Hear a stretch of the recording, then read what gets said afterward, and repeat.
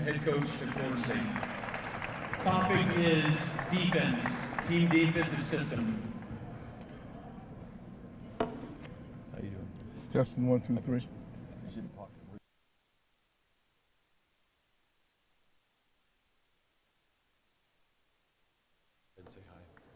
Hello, everybody. Can you guys hear me okay? Up there in the back, you can hear me?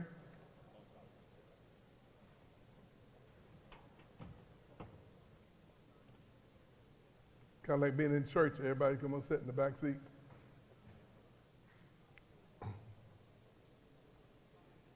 As guys are coming in, obviously my name is Leonard Hamilton, I'm the head basketball coach at Florida State.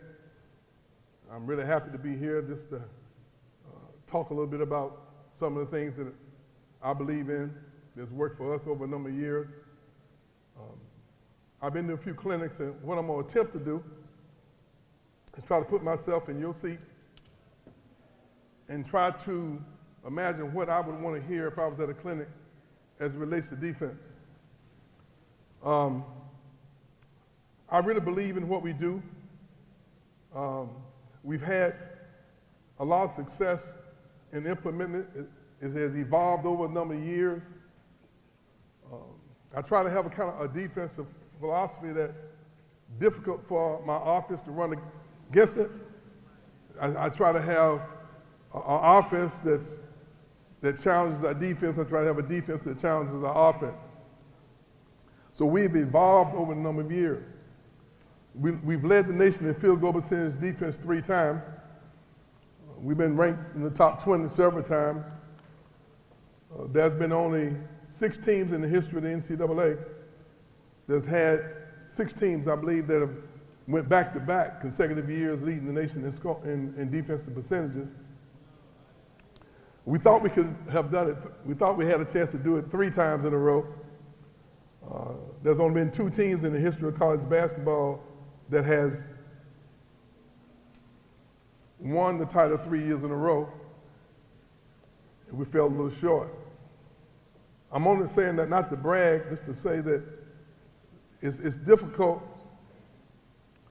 to consistently be successful defensively because with all the great offensive players that you're always playing against. The year that we've led the ACC like 4 times in a row. One year we held our opponents to 36-3 for the entire year, which is very good. That says you got a lot of cooperation. But what I want to point out to you, though, a lot of that is communication. And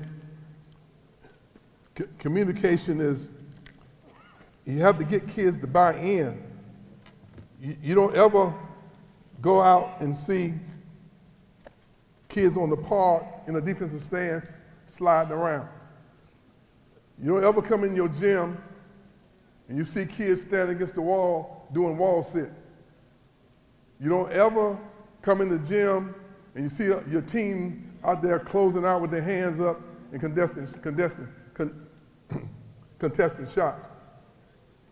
That tells you that they're not thinking about defense. So when you are communicating with your players, you have to find a way. Is there anything in here? Yeah. I don't drink. Sometimes I wish I could. I probably need to sometimes. That's why I don't have any hair. Dealing with these knuckleheads. So I'm sure you guys do the same thing. But since they are not concentrating on defense, they're never talking about defense, they don't have defensive parties, they don't have defensive pickup games, you have to find a way to make it important to them. I hope you, Rod, can you put that book on the screen? Did you find that book? Okay. I want you guys to write this down. There's a book called The Drama of a Gifted Child. Drama of a Gifted Child. Now, we all know who we are as a result of the experiences that we've had, what we've seen other people do, what your mentors, the other coaches. But through our journey, you never taught how to think like a child. you're never taught how to think the way a young person interprets things. We coach the way we coach. We demanding, we hold people accountable, but you have to understand how they process things, especially on the defensive end. Your tone of voice, your facial expressions, how you communicate to them. If you don't want to just be talking, you got to find a way to communicate. Now, that's why we set our whole defensive system up to hold everybody accountable. Our teaching methods, hope I can turn this computer on. It's pretty impressive I can come out here with a computer because I'm technologically challenged. I do real well with the on and off button. Everything else is just trial and error.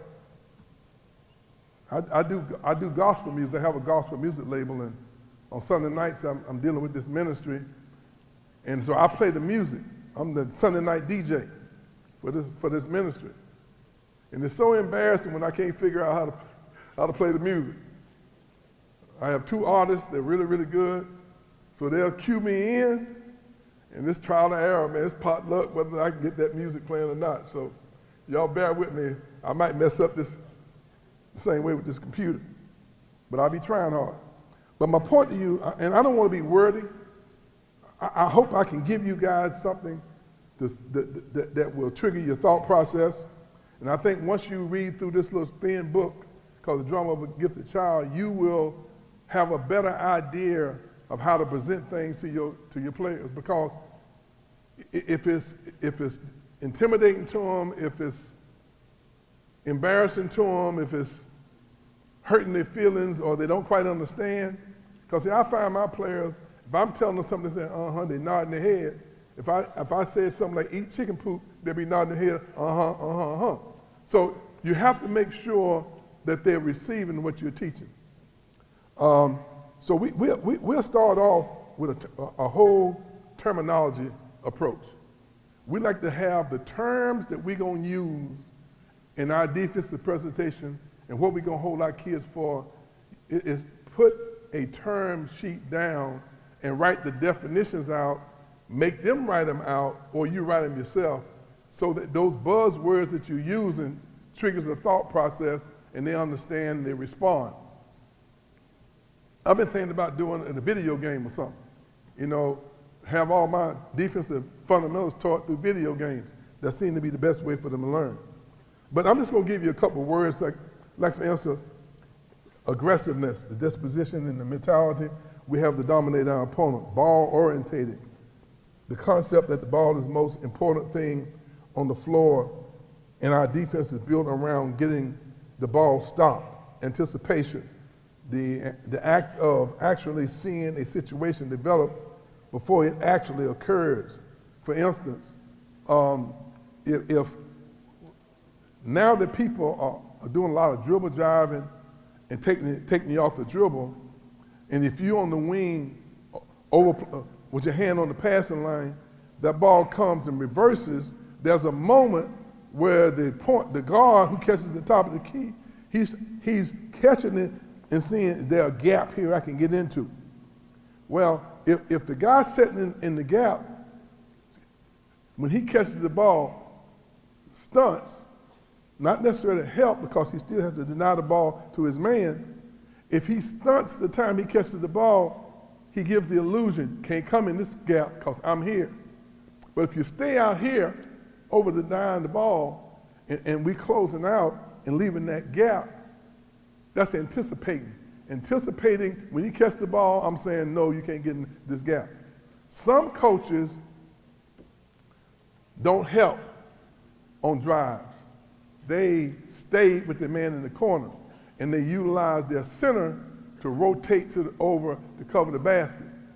Well, I think I want to do all of the above, but you have to have your kids conditioned, and they have to understand the terminology, the buzzwords. See, I tell my kids three things. You got to play hard, whether you know or not, playing hard is a talent. You got to defend, and you have to play unselfish.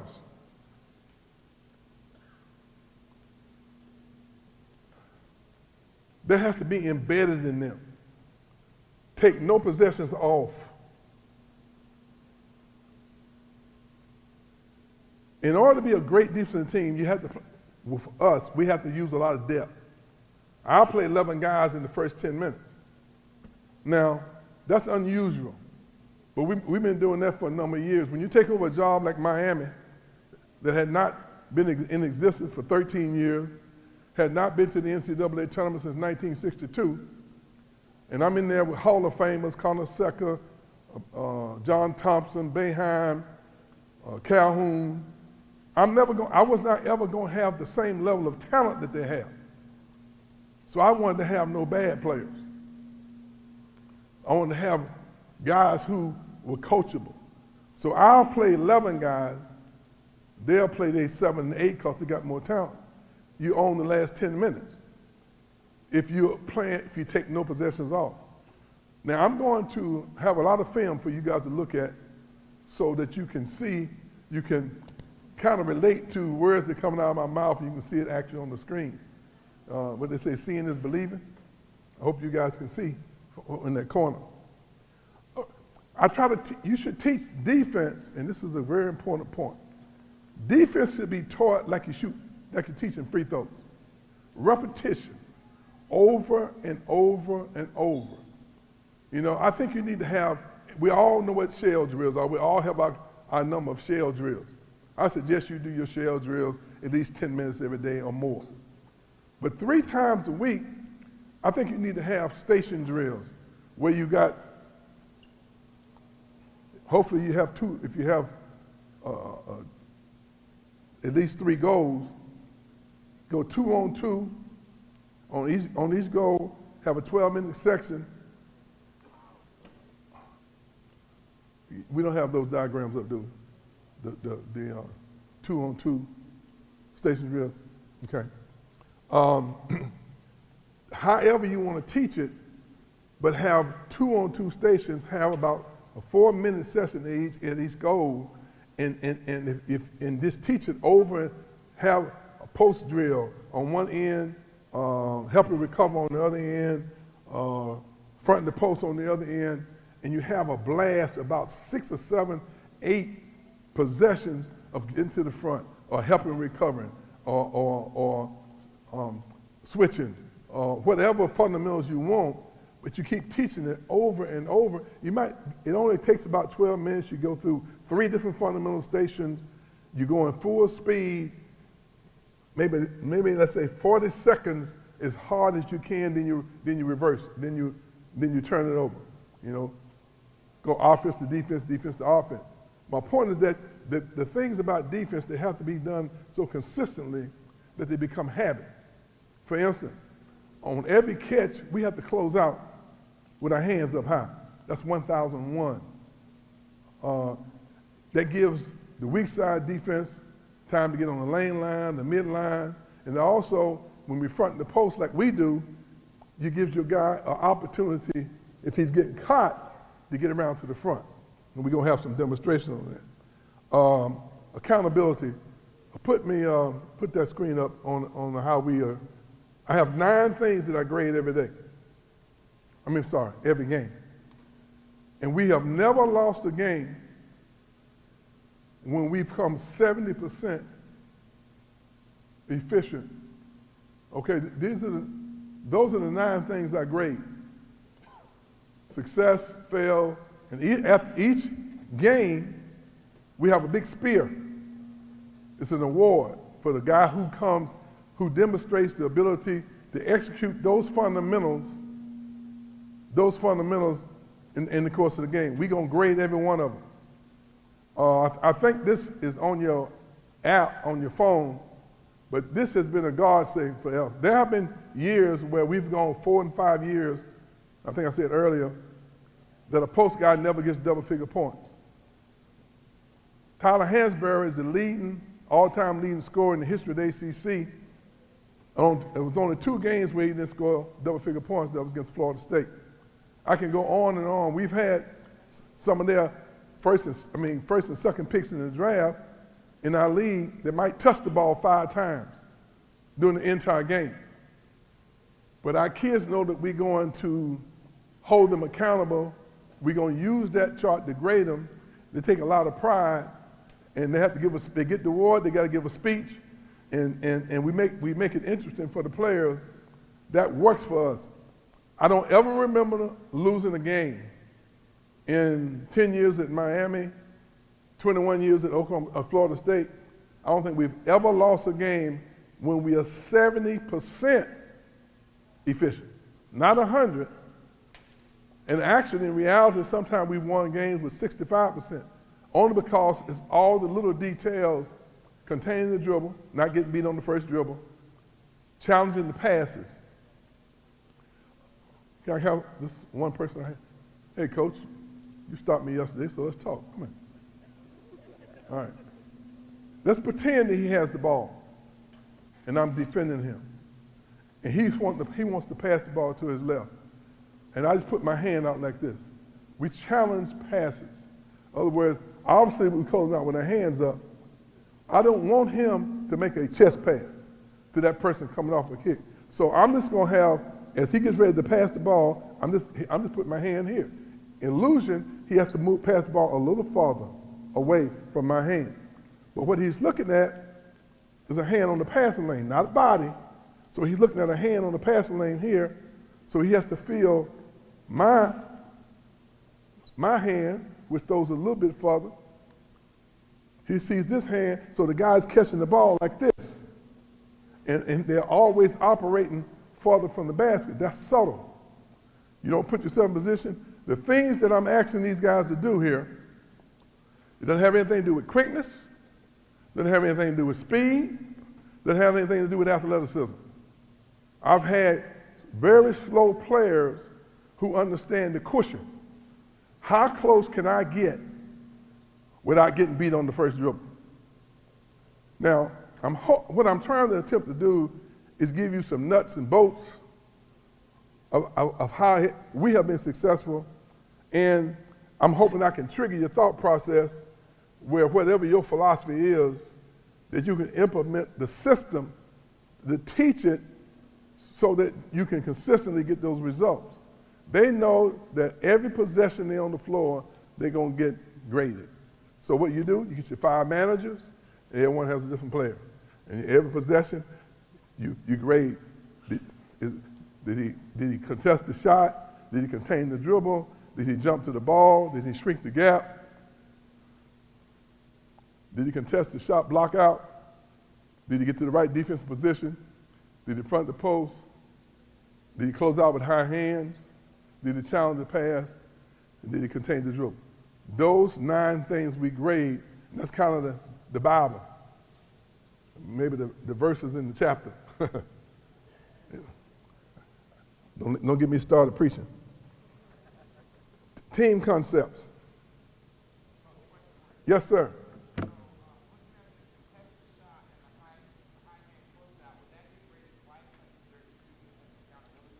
Contesting shots is a total separate entity. You got to leave your feet. You got to have your hand up on the ball. We don't try to block the shots. We just try to make them have to lean just a little bit. We just want to distract them. So we're going to leave our feet. Some guys say that's sinful if you leave your feet. You know, it used to be you close out and say, hey, like they do at YMCA at lunch. Our guys have to leave their feet and jump to the side. See, I'm not worrying about their shot fake me, because nowadays, if you let people shoot uncontested threes, something bad gonna happen. I'd rather you fake me out and somebody else has to come and test again. But I do not want you shooting an uncontested three. So if we grade that, that's important. And sometimes we're gonna have some shots of that. Now what I'm gonna do, make sure I cover all my unselfish stuff here. You spend more time coaching their minds than they do your bodies. if you don't spend time, see, if you just think that they're absorbing, you think they're understanding. So you got to teach repetition, you got to hold them accountable, and you got to be consistent with it on a daily basis. And if you need to have it organized so you know that we've worked on sealing the baseline. Last week, you want to work on it so you would just you rotate this so you get all those bats at those situations that kids sometimes forget. See, techniques, for instance, guarding the post. Our rule is if the ball is above the free throw line, my body is on the line between the ball and the post guy. Now, while the ball's in the air, I got to get to the front.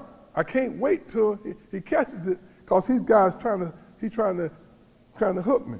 The technique is this: if I'm on the line with my body, he can't touch me if I step with my top leg first.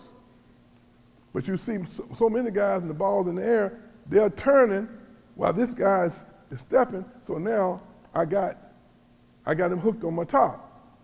But if your teammate close out with his hands up 1001, he can't make that pass even though his partner is caught behind because he got to throw it high or it's got to be a slower bounce pass. Now the guy from the weak side, the lane line, or the mid line got time to get there to detect the pass, if that makes any sense. Any questions about that? If you guys want a question, just raise your hand because I can get kind of wordy. That's a technique that you have to be consistent with because it is a knife fight in the post. Now, and I have to give in, that's one thing I give in on. Use your techniques if you want to, but I need you in the front. And I need you to get there quickly. Sometimes it gets to be a wrestling match. Get to the front, I don't hear no excuses. Sometimes you got to go under them, sometimes you got to spin, sometimes you got to roll, because sometimes those guys step up and make contact with you. But if you don't give them those reps on a daily basis and make it a habit, so immediately when he see that ball in there, he's stepping this way, and then he get to the front. That's not easy when Bill Self, who was my assistant, he likes to play topside. Been very successful, Hall of Fame guy. Dennis Gates, my young guy, he's kind of similar to what we do. And the infield from Southern Cal, he like to play behind. So everybody, you got to be who you are and do what you believe. I just think keeping the ball out of the post. Another thing,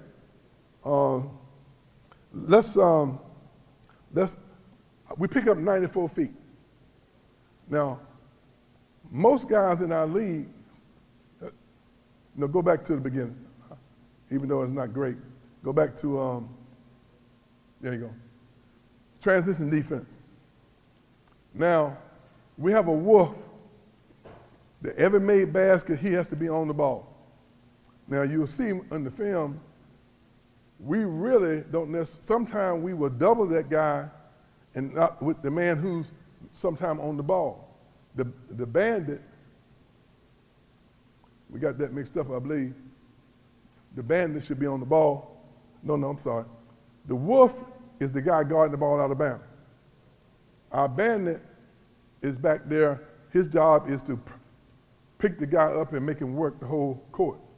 What we don't want, when the ball is shot, we have a designated safety guy. He has to sprint to the front of that rim. The post guy job is to sprint and release him to the ball side. So that way, not only do we have an offensive break, we have a defensive break. Now that's when a basket is made. Now it's more challenging when you miss a shot, but we are trying our best to use the same concept. The ultimate goal is to make them take 6, 7, 8 seconds to bring the ball down the court, but it also gives me a chance to get my hand on the line once the ball gets across half court. Now, Most offenses start with a pass to the wing or a pass to the elbow. We don't want you to catch it on the wing unless it's out of scoring range and passing range. We're one of the very few teams that would just totally chest front the elbow. We do not want the ball coming to the elbow. For instance, we play in Louisville, they got 7 plays they run if the ball goes to the elbow on the left side. They got 7 more plays if the ball goes to the right side. So if we don't let them catch the ball in those areas, then that's 14 plays that they don't get a chance to run that they've been practicing every day. We want pressure on the ball so it's easy for the guy to have a hand on the passing lane. If he catches the ball, we want him to catch it out of post-feeding range and shooting range.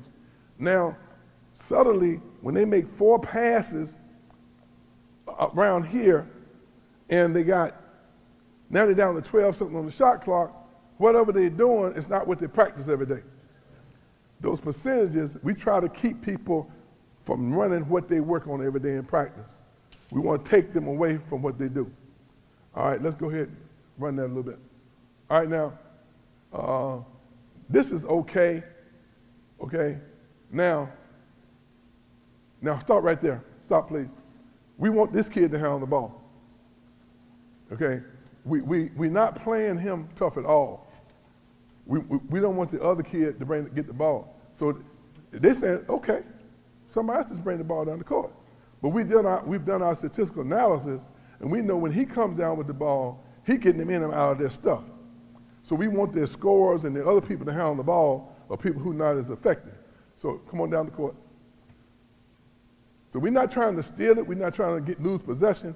We're just trying to stop right there, stop. Okay, now everybody's in position with their hands on the pass, but he just can't make a direct pass. Go ahead.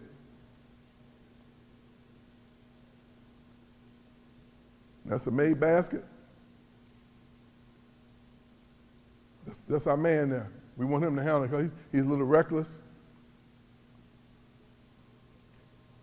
This is in slow motion, slow speed, so.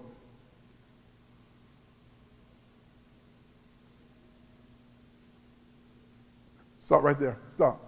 I would like to have somebody picking this guy up. Most people in the conference we play in, they come back and everybody sprint back and they pick you up at the top of the key. We're different. We want to pick you up as soon as we can. Not because we want to steal anything, we just want to disrupt whatever you're trying to do. Go ahead. Now, run that back again. Run that back. Now, stop right there. The rule is we want our safety guy to get back in the hole. He normally takes the ball to the ball side, takes the pass to the ball side. But in this case, he misread and went to the left side, but everybody else is covered. But you see, he goes out and picks up to the other side. Sometime after a made basket, a missed basket, you're going to have those issues. But as long as you are trying, so if you get 30% of that right, I think you're doing pretty good. Go ahead, Coach. Transition defense is very important to us. So, see, we're picking them up. Stop right there. Stop. Now, we're not running as fast as we should be. The big guy should be getting to the front, getting to the lane. He's loafing. He won't be in there very long. We not overplaying to give up the back door. This is pretty good with the exception of the post guy. Go ahead. Now, this guy's going full speed, but he's out of control. Whenever you get them going full speed, hallelujah. Because that's the pace that you want them to play in, under this kind of pressure. Run that. Okay, go ahead. Now, run it back. We have our safety guys in the hole, but making them play at this pace, this becomes a different one-hand pass, throwing it long. They get that because they don't work on. Know that we're going to press them. We're picking them up early. Stop right there. Okay. We're making them play at a pace that is not comfortable for them. Go ahead.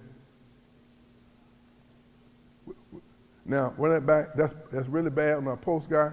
He's just loafing. Run it back. Now, his job is to take the side where the ball's coming down and don't let the ball come into the post. He goes strictly, he don't snap his head, go ahead. And he playing behind. But he's tall enough. Stop right there, coach.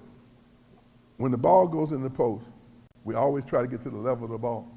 So we crowd with our hands up. So when the posters are trying to find people throwing the ball out of the post, they still got to go through your hands. Go ahead, 94 feet.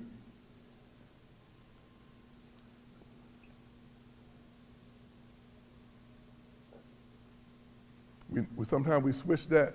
Now we just picking up. We just want them to be uncomfortable and not be able to run their offense. It's after made baskets, it's a lot easier. They're going to set the screen, but we just switch it. Stop right there, please. Stop, back, move back a minute. Now, we in position where they just can't pick the ball up and throw it to their man. In this particular game, coach likes to call a lot of plays. I mean, he has a whole book of them, but we just being disruptive. We just trying to make him play at a pace. We just don't want him to walk down the court, hold the finger up and say, hike. We don't want him looking at the bench saying, what you want me to run, coach? We want him to feel the pressure of the guy just shadowing him, making him go up down the court, just so we can disrupt what they want to run.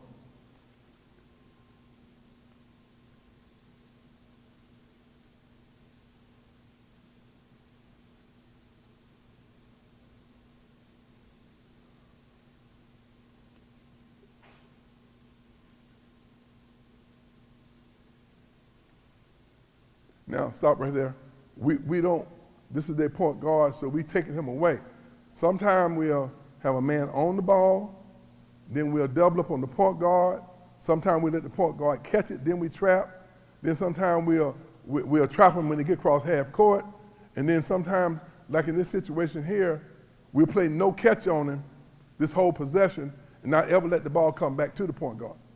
Which means that people who have a point guard system where you have to, they want to give it to their point guard and he be the card dealer.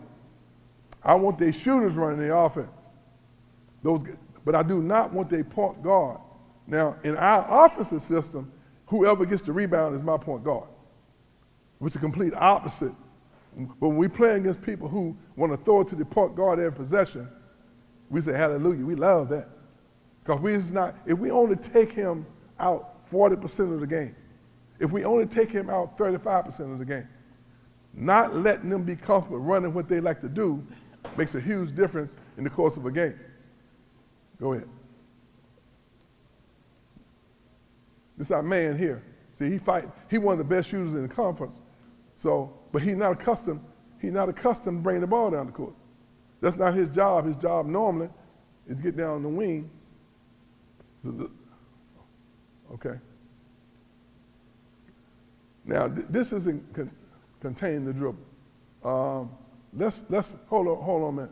Let's stop here and let me have 5 of you guys out here. Give me a point, 2 wings, a post guy. You get the point. Got the post. Okay, this is good. High wing. Let's have a 2 guard front. All right, let me have someone. These are managers, guys who want to be coaches. I don't think any of them can play, but they can coach. How that work, I don't know. Come on out here, fellas. Defensive guys.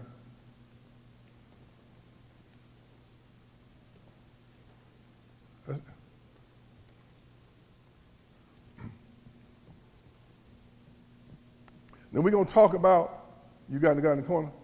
Okay. We're just going to talk about why those things up there are so important to us. Half court. On the line. I want him never to cross half court and be able to come all the way down to here and start running this offense. I want him at least, I want to pick it up here, and I want not this kind of pressure, cushion pressure, just so that he feels his pressure. I don't want him up here because these guys will blow by you. I want him to see a hand in the passing lane. Now, we will go sometimes a third, and sometimes we'll go half, depending on his skills and his skills. We'll start off always a third in the gap. But what we don't want him to do, get flat. Get flat. Move into a little closer operating for him to back up. To come down the court, look at the coach, get the play, and throw the ball here without any pressure. I don't want him to get beat. What I want him, when he get ready to throw it, this hand goes up, and I want him to see, so now he has to step out to catch it. This is where most guys are going to be operating from during the course. Now, throw the ball back to the point. Everybody move in a little closer. Okay? Get the ball to the wing. Come on in, get moving in a little closer like you're in operating position. Now, he's mirroring the ball. The ball comes back to him. He's in the gap. We got to use a different term. What we use here? We call this a J move. We do not want him running out here like this and giving the lane. Get the ball back. While the ball's in the air, go ahead. He's going this way and closing out. But at the same time, what I want him to see, when he catches the ball, I want him to see this. So that he doesn't have a feeling that he can drive in this gap. Sometimes this is a great shooter, will stunt and stay. We try to help and recover, but depends on the statistical analysis on this shooter. We think that when he comes, if he's a little late getting there, when he sees me in the gap, he hesitates, he gets back in the gap, I get back in this position. Come a little lower. We don't ever help with our chest, because I don't ever want to lose him. So if he's driving, I'm karaoke, getting to this spot. But as soon as I see he back under control, I'm getting back out and closing out correctly with my hands up. Throw it to him. Give me a post guy low. You guarding him. The ball's at the top of the key. Anytime a third down, I need this guy get the ball to the point. I need the ball. I need his body here. Very seldom will you get beat with lobs. If we get beat with lobs, it's on me. But my body's on this line. Come on up a little closer. He's bigger and stronger than me. So if I get into a wrestling match, he's trying to post me and I'm stepping, if I get into this kind, I'm going to lose the battle. We switch 1 through 5. So I got a 6'5" guy on the 6'10" guy. So as the ball's in the air, he coming to nail me, throw the ball in the air. But when I step this way, while the ball's in the air from here to here, when I step this way, get the ball back to him. When he catches in the wing, I'm here, which gives him a chance to go from ball key, back here, him on the lane line, the ball's in the air, below the free throw line, he has to get to the midline. If his hands are up and he gets to the front, then throw the ball high. I got a chance to knock this down. But if he closes out with his hands down like this, and he gets caught just a second, get the ball back down. He gets caught just for a second, then he's out of order, he has to come out of the game. So closing out, contesting shots, shrinking the gaps, fronting the post, ball's above the free throw line, give to him. Above the free throw line, he's on the lane line. But if it's close, I want him on the midline. Always never losing sight of his man over here. He's protecting him against a pass to the post. He also is protecting him on a skip pass. So we got all those things covered. You guys can go sit down. Just with the correct usage of your hands in terms of taking away the vision. Go ahead and continue with the contain the dribble. Go ahead.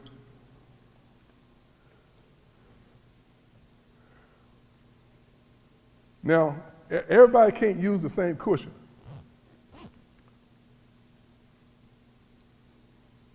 Stop right there. Now, they want to run a play. That's why we run an offensive system where we can enter from anywhere.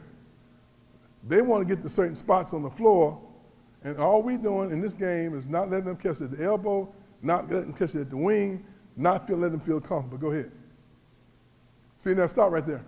Most people let you step out and put your hip on and catch the ball at the elbow like this.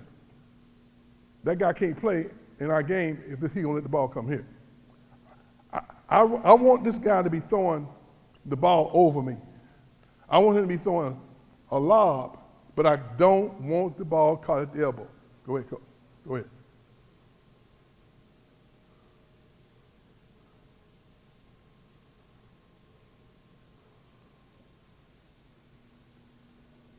Not a whole lot of pressure. Got the wolf in good shape. Got the bandit in good shape. We up on the line on the post. We designed the ball there. It's a switch. We're switching on the weak side.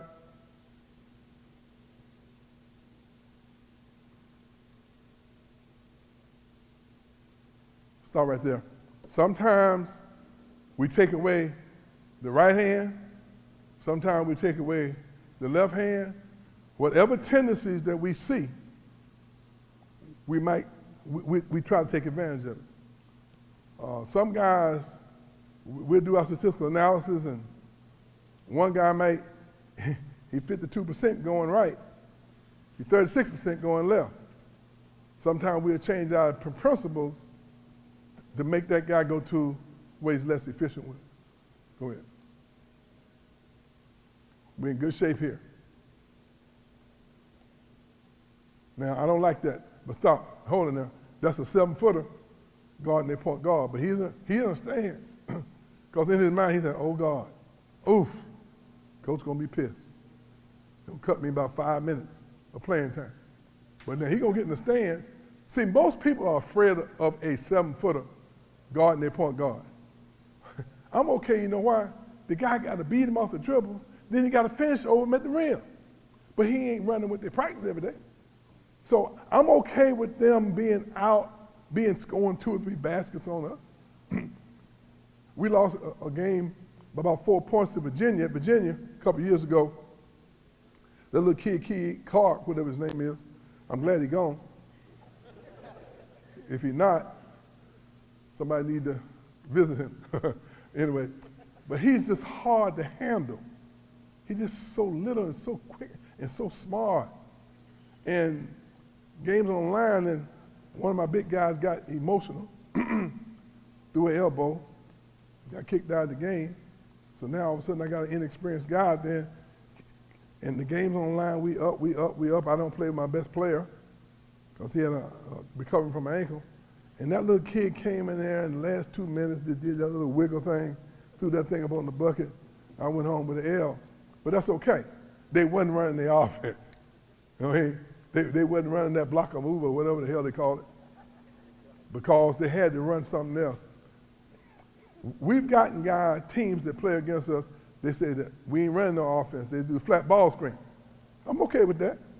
But the teams are talented enough where they can beat you doing that because they loaded with talent.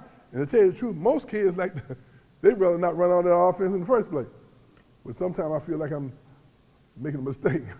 But from a coaching standpoint, I want to continue to keep disrupting people. Go ahead, coach.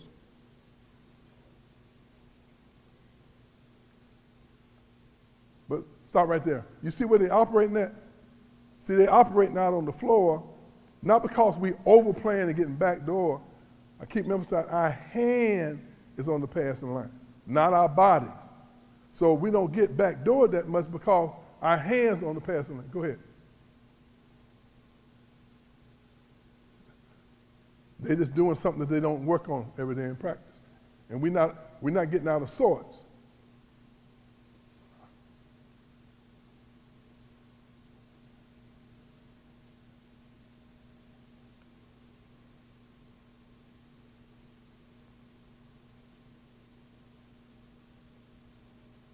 Start right there.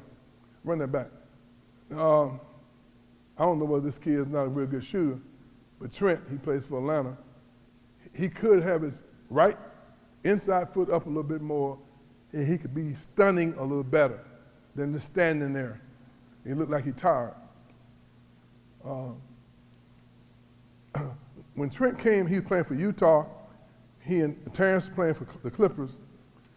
And they came home, they came by the school, and I asked Trent, I said, Trent, how did you like the way I subbed you and utilized you? And he said, I liked it, Coach. You normally, about the 4-minute mark for a TV timeout, you normally gave me a break.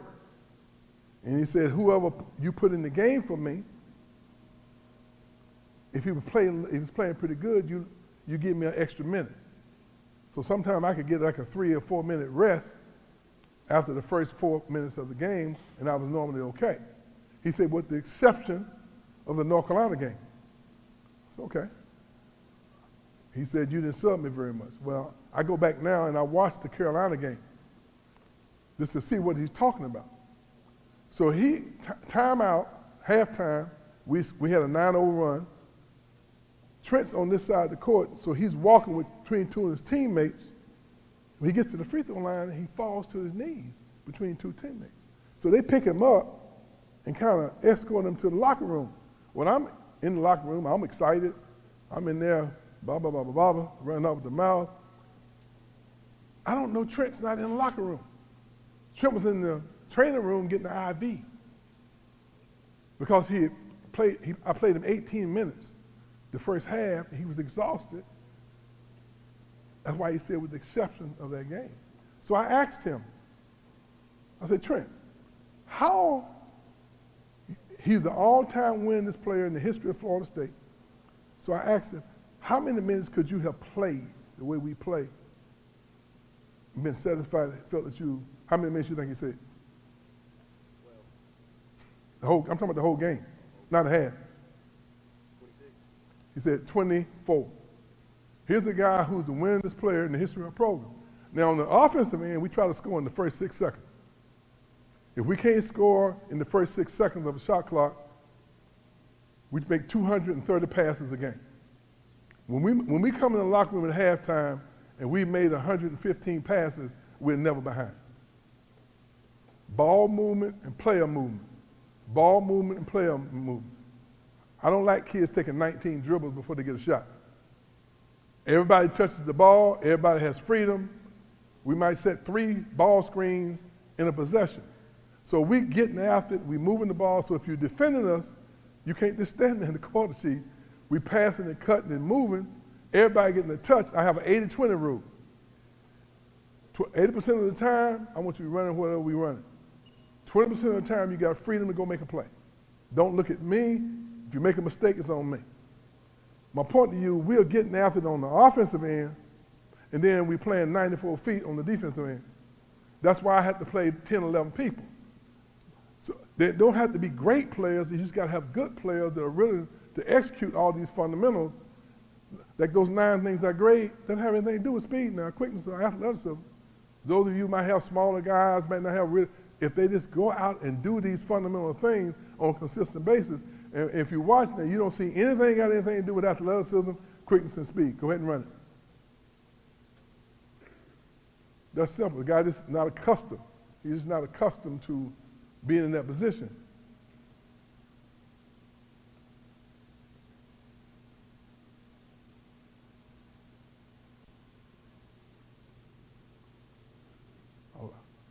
Stop, run it back. You see what he did in the corner? Go back, coach. Just a couple possessions. See how Turk stunned it?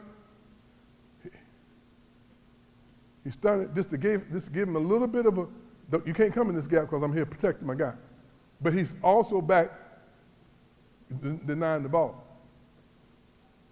See that hand? Stop right there. I'm good with that. We didn't deny the ball, but he's catching it away from the basket. Hold on, did we challenge the pass? Run it back. Yeah, watch Trent's right hand. This his hand being out there gives the illusion I got to throw the ball a little farther. And so if they're making 4 passes this far from the basket, and then you look at the shot clock, where are we? How much we got? Down to 20? Okay. All right, go ahead.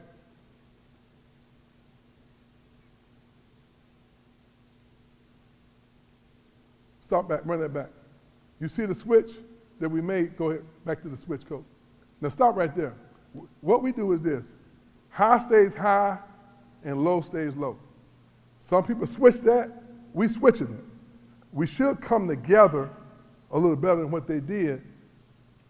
So when he made that back cut, we just talking and communicating, and we switching on the back on the exchange.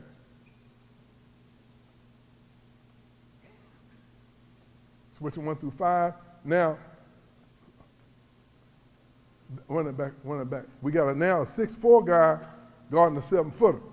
But watch how high he has to, with his hand going up, mirroring the ball, he has to put air under the ball, which gives us time to get there to accommodate him. This challenge in the pass. This challenge in the pass. Not out of position, just using your hands and your length. Run that back. See, the illusion of that right hand going up makes them throw the ball just a little farther than they need to. I'm a big proponent of this. I'm not trying to steal it. I'm just trying, I love deflections now, because you got to be safe. You can't be all out there overplaying with your body in your chest. I'm hoping this makes any sense. Anybody got any questions? Anybody? Yes, sir.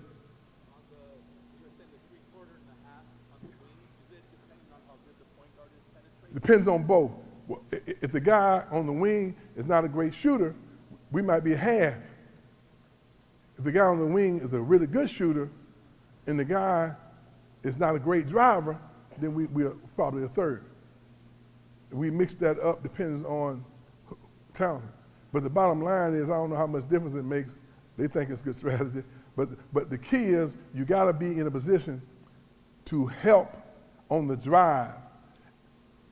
When I was at Austin Peay years ago, we had a drill where we convinced the kids that you could be on the midline and on a skip, get there quick enough to be sitting right there when he catches the ball, if you're on your horse. But you couldn't wait. When the ball, it leaves his hand, you got to be on the horse getting back. And most of the time, regardless of where the offensive player is, if you move on the ball, more than likely you're going to be able to get there. Any other questions? Yes, sir. So you're saying that you could do this with good players that aren't great or anything? No. What if your players aren't the quickest, longest athletic players? Now, we do have long athletic guys, no doubt about that. But the point of it is, if you move on the ball, you still there on the catch, and you, instead of maybe taking away thirds, you might take 25% of it away. But you're not letting them run what they want to run in practice. And you're making them catch the ball out of their operating area far enough. I don't care if I ain't quick enough with my hand on that passing lane, you got to step out a little further to get it. Now, if my body's on the pass lane, you're giving up back doors and dunks. But then again, one other thing I haven't covered, and I'm sure you guys have seen some of this, one of the reasons why we front the post, that say this is the wing. If the guy gets beat on the baseline, we have 2 ways to seal the baseline. If he's up high, the wing will have to rotate over and everybody else seal. But we have more success with me fronting the post. This guy getting the edge, me going off, saying, can't come down to here. Then people be saying, you gonna leave your center? God, you gonna leave your center? Now, this is true now, you know, when I was younger, I used to tell little white lies to the girls, but I'm being honest with you guys, okay? I think I might have had once in 20 years where a guy comes in here and throws the ball to the post when everybody's getting to the level of the ball. See, if he's driving if he's driving, the post steps out because the other guy can't get there, he doesn't need to get there, and everybody else seems to level the ball, I don't get hurt in the post.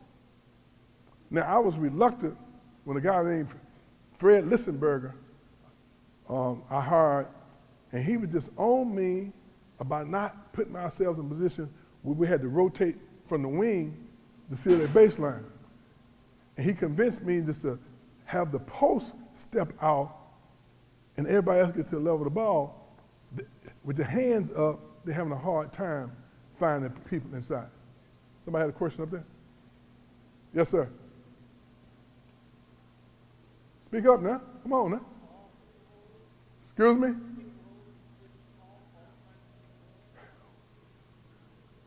I want to switch everything. I want to switch to picking all ball screen. Now, this past season, I lost 5 of my top 9 players. We might have been the worst defensive team I ever had.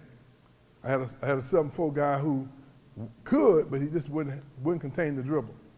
And that was a problem. So I had to, what we call it a blue, where we had to level off and fight and get over the screen. And we've done that over the years, and it was fairly effective. But I like to switch all screens. This year, I'm probably going to be 6'9". In the post, I'm not going to be 7'1", 7'2" like I normally am. I'm going to have all probably 6'9" guys, but they're quick enough to contain the dribble, and they're athletic enough to catch the lob and the seals with 2 feet in the paint. So I feel more comfortable that we're going to be able to switch 1 through 5 and be successful. Now, if you notice, everything we're doing up there doesn't have anything to do with quickness, speed, and athleticism. It has something to do with being sound fundamentally and making sure everybody gets to their spots. That's why I go back to our grading system. I go back to the things that the station drills, the shell drills, and your level of communication with the guys to make sure they understand that all these fundamental things is necessary for you to do. Yes, sir. Yes, sir.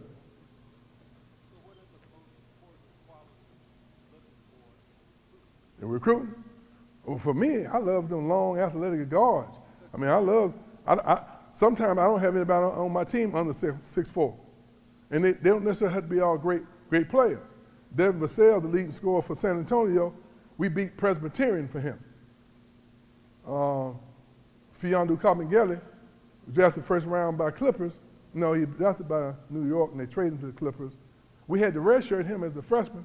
He wasn't a great player. He had to lose weight and everything.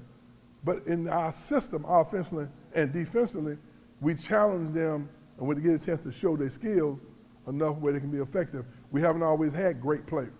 Like Trent Forrest, he was a non-drafted player. You know, he didn't make it McDonald All-American, neither did Terrence Mann.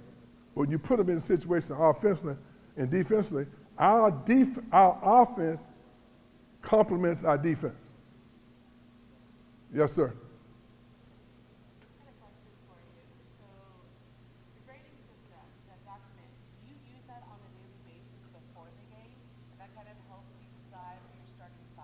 No, it's too cumbersome, it's too detailed to have to do that every day in practice. We tried to do it when I was at Austin Peay, where I first started doing it. And if anybody remembers Mr. Kelly's OER-DER, anybody remember that? Gosh. Y'all really tell them how old I am. Mr. Keller from Ohio, he had what you call an offensive efficiency rating system and a defensive efficiency rating system. And he had a way, before the three-point shot came in, that he was dissecting all of these. That's when I got started with that when I was at Oklahoma State. It was so efficient. I mean, he gave you all the tendencies of your opponents. We played against, I think it was Virginia Commonwealth. When I first got to Oklahoma State, I didn't know anything about no system like that. You know, I had never heard of it. We were so talented at Kentucky, you know, we just go sick them. But I didn't have the luxury of doing that. And so we had this one game, the guy was averaging 20 points a game, and the guard brought the ball down the right side of the floor 75% of the time, and he threw it to the block. And the guy scored, probably 75% of his buckets on this side. Well, we didn't do all that at Kentucky. We just lined up and played because we had great players. So we took the right hand away from the point guard and made him go down the left side of the floor. We dead fronted the guy on the side. We win by 20. They nationally ranked, and I just took the job only because we took them away from what they've been accustomed to doing. So those statistics matter in game preparation more than anything else, giving your players the tendencies of what the people do. And some of you who can afford, what is it, what's that system Coach Smith like to use? KenPom, and then we use what? What else we use? Yeah, see, I just work there. I don't know all these things. Synergy, they give you those statistics, and I don't think is Synergy very expensive? It is? How much is it? Come on, just tell me, how much is it, man? Come on. For us, around $20,000. That wasn't a good, that wasn't a smart suggestion, was it? But that system that we use, you have to, it's easy to come up with a system that represents what you believe in and what you want to do. Okay? Go ahead. Go ahead till you finish up on this. Yeah, hold on, I'm sorry. Yes, sir. Yes. Okay, he asked me, we pick up 94 feet, do we call man? We have about 4 or 5 different calls that we make. 54 on, which is 54, on, 4 means 94 feet. We got a guy on the ball with the guy taking the ball out of bounds. If we say 54 off, which we do with people who are trying to run offenses, we let him throw the ball in. Sometimes we'll double the point guard, and sometimes we throw it in. We just want to be sitting here to make sure he has to take time coming down the court. So is that his man, or is that just random people you put right No, there? we have what we call a bandit. He's the guy, the pickup guy. The wolf is the guy who gives the support. The safety gets back in the hole. Now, okay, hold on. Yeah, everybody has a spot. Yeah. Now, this is not always going to work perfect. You want it to. If you got 70, 80% of the time, you're in good shape. But see, like our safety has gone, his job is to sprint back and get into the hole and be traffic cop. But the post guy got to be sprinting to relieve him, and we try to get him to go out on the ball side. We come out on the break, we tell our guys to cross the court. Most people, when they're on the break, they stay on one side. If we start on this side, we want to get to the opposite elbow in transition. We want the defense to have to make that shift from an offensive standpoint. But most people come down the strong side, so if the guy is pushing him out, he's down to catch when the guy kicks it up.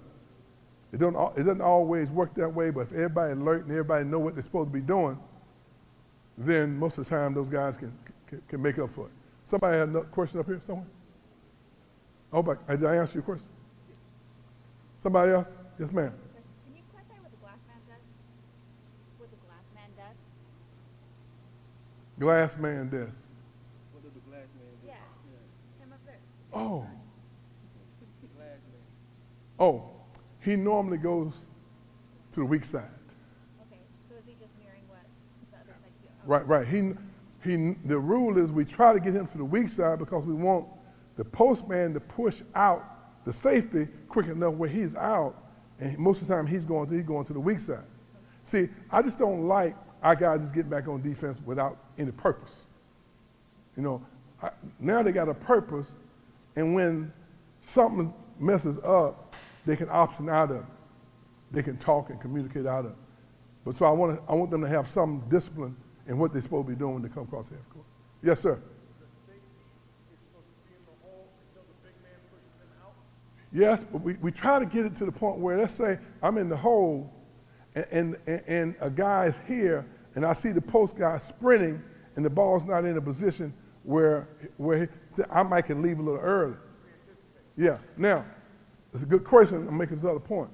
In our offensive system, we tell our postman he got 4 seconds if he don't get a rebound to get to the halo. In other words, we'll say, if you don't get a rebound, you got 4 seconds to get in front of that rim.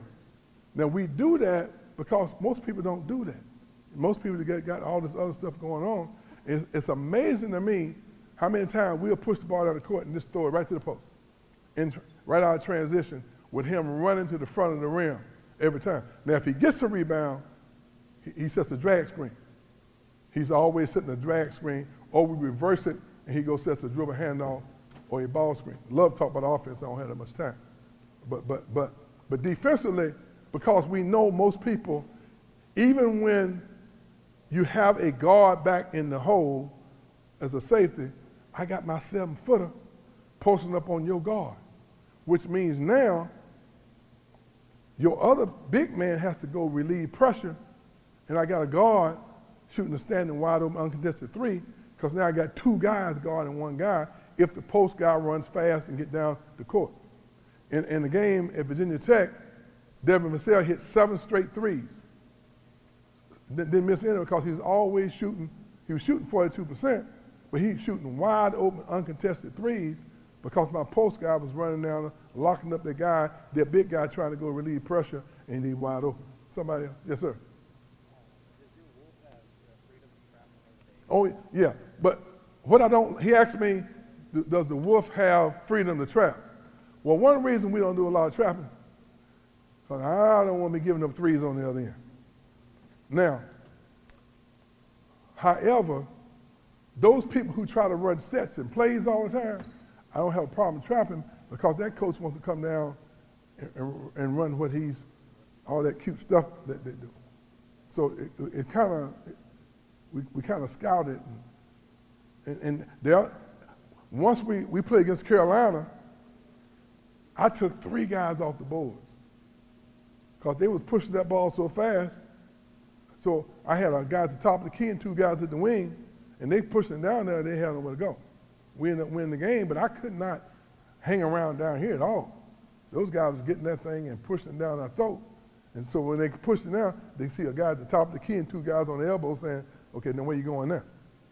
So sometimes you got to make those adjustments. Yes, sir. What's your philosophy as far as containing the dribble? Are you sending it middle, no baseline? He asked, what's my philosophy to contain the dribble? A lot of it has to do with your skill set. But most guys now who ran the point guard, they're pretty good going either way. What I want to do with you, I just don't want you to have a free look. Okay? You coming down the court, I'm here, and when you raise that ball up, all I'm doing is this. See, I want to have a cushion. I don't want to be up on you where you can roll by me. I'm going to give you enough. And I like to turn you 3 times. That's dangerous. But if my head's on the ball, you weaving and bobbing, but you also wearing yourself down. Because you're going to play 32, 33 minutes. The guy guarding you're going to play 26. So I just want to contain you where you can't come down and throw that ball that guy coming off a down screen or a curl cut or a baseline. Okay? Somebody else, I saw a hand. Okay, go ahead, Rob.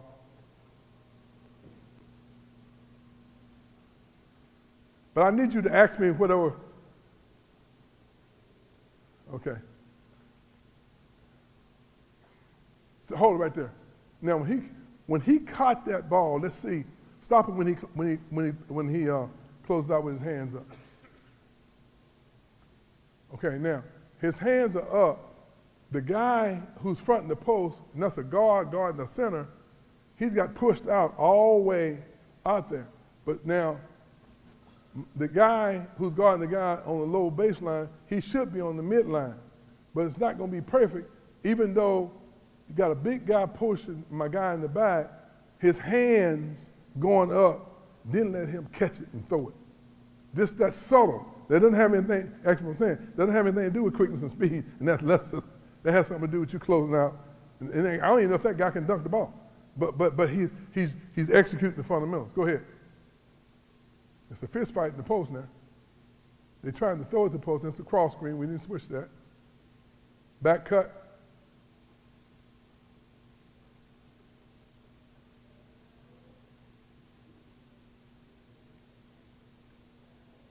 Stop right there. Now, when guys are driving to the basket, last 6, 7 years, we reach in there and grab the ball with 2 hands. We find that when you start reaching down and reaching up, you get a whole lot of fouls called on you. So if that guy's dribbling in that gap and you just reach out and grab it with 2 hands, like what happened here, run that back, Rob. I don't know how we get away with it. A guy's just not conscious, but we've been consistent with that over the last number of years.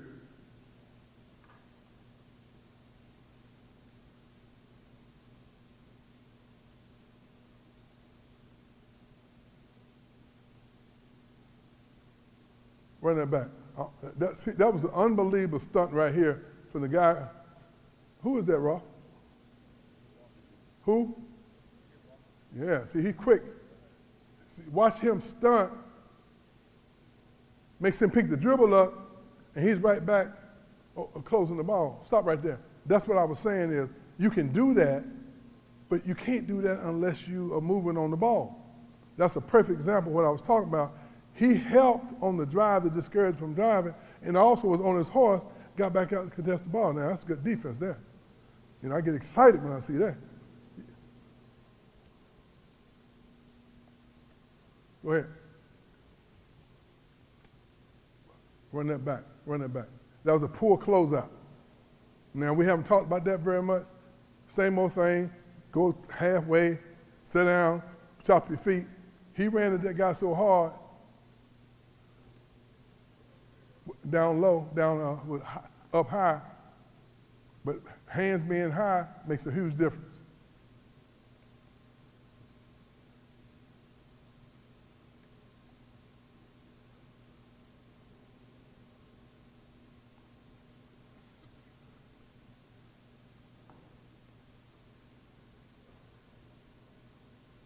Now, we have switched a guard off on their 16 guy.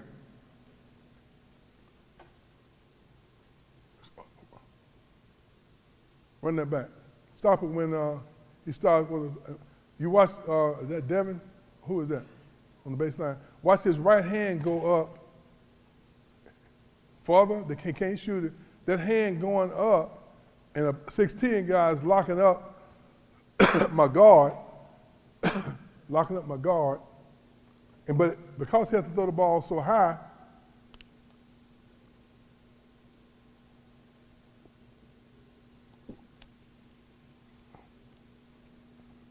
that's why it's so important that you use your hand.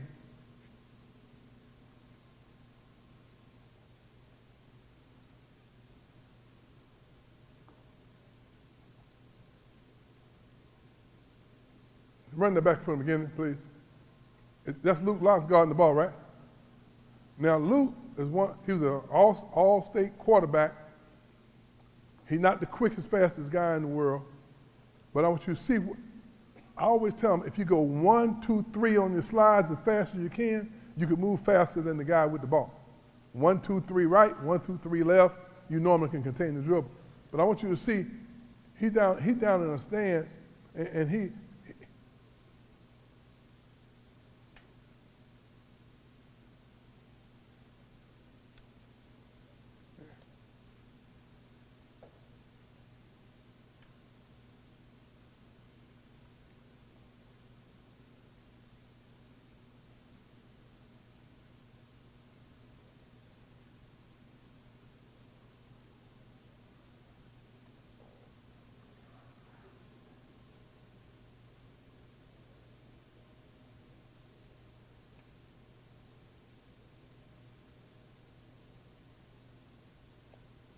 okay, we're in the post, front of the post. stop right there. You know, I've had guys say, well, how far out do you want me to front? And I used to try to tell my guys, well, 2 steps outside the lane. In other words, he's supposed to be looking down saying, this is 1 or 2 steps. And he in the war, and I said, hey, this fronted. You know what I mean? I'll live with him being too far out there than I will him being behind and guarding the guy on letting the ball come in the post. We don't want the ball to go in the red zone. And the statistical analysis will tell you, from our standpoint, if, y'all see how cool I walk? Anyway, if you can keep the ball out of this area to the short corner there, your defense percentages go just where you want it to go. Am I running out of time? I haven't run over, have I? I have? Huh? Are you serious? 5 minutes? Well, those guys were taking pictures. I need my minutes back. Okay, I'm going to close this. I got a lot more stuff I would love to go over with you. I didn't want to run a whole lot of drills. I just wanted to talk to you about philosophies and let you know that if you buy in to whatever, if the kids buy into whatever philosophy you have and you teach it consistently and it become habits, I think you'll be a lot more happier. You'll be happier with your outcome and and then that level of communication. I would love for you guys that once y'all get that book and read it on the drama of a gifted child, I'd love for you guys to contact me and let me know what y'all think. It's really, really helped me understand how to communicate better with my players. I'm sorry I ran over. I'm sorry I only covered about half of what I wanted to cover. Sometimes you get excited, man. You get to talk too much, and I think that's what I did. All right. Any last questions? We're going to shut this down. Okay, one more right there. Well,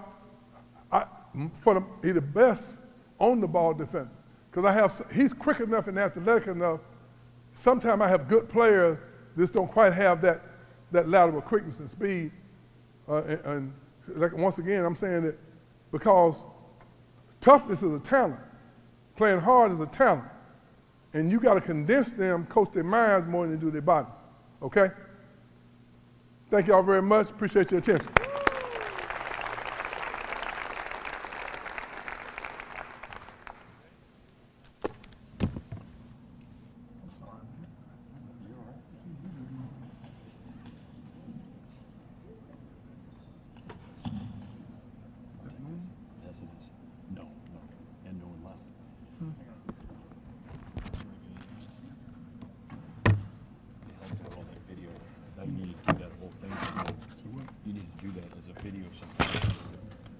Coach, Hey, man. I'll get you. Is your information, your email in the notes? Send me, put my number there. Look out right behind you. Hey, man. We're going to get going here in a minute. We've got 2 more speakers, Rodney Terry and John Beeline. 850-544-3012. Yes, sir. Yeah. Our next speaker is Rodney Terry, head coach at Texas. He's started his trip or journey through coaching. St. Edward's an assistant, Bowie High School is an assistant, Somerville is an assistant in high school, Anglington High School, Baylor is an assistant, UNC Wilmington is an assistant in 1998 to 2002, 2002 to 11 at Texas as an assistant, then at Fresno State as the head coach, 2011 to 18, UTEP as the head coach, 18 to 21, became the head coach at Texas as an assistant, 2021, interim head coach, and then the head coach. Current record, 185, 165, 53% winning percentage. Last year they were 22-8, 12-6 in the Big 12. I just want to get one thing for you. 26 years he's been a member of the NABC. Coach is going to talk about offense and defensive drills. As soon as he's done here, we'll turn it over to Coach.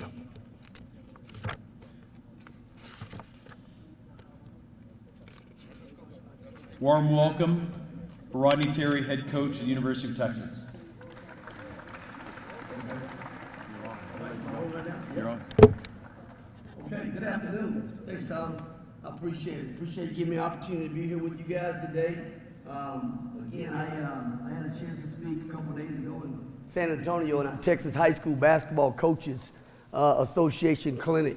And that was always, for a number of years, a bucket list deal for me in terms of coaching. I've been coaching now for 32 years and kind of rattle off a few things there in terms of your experience. You start, throwing those years out there, you start saying, man, you're really old. You really put some time in and everything. But I've never missed a clinic at the Texas High School Basketball Coaches Clinic in 30-something years. Okay, I'm there every single year. I'm sitting right where you're sitting right now. And I love taking notes. I love learning the game. Okay, and I always say this all the time. I say it sometimes to our staff. When you think you know it all, okay, then you probably need to go retire. Okay, you never really stop being a student of the game, okay, and learning, okay, at all times and everything. So I presented on Thursday over there, and then I sat there and I watched a lot of high school coaches present. I watched a lot of other college coaches that came in and presented, and you're always looking to pick up one little nugget or something here or there that you can take back with your team, okay, and hopefully be able to apply, okay, and help your program get better.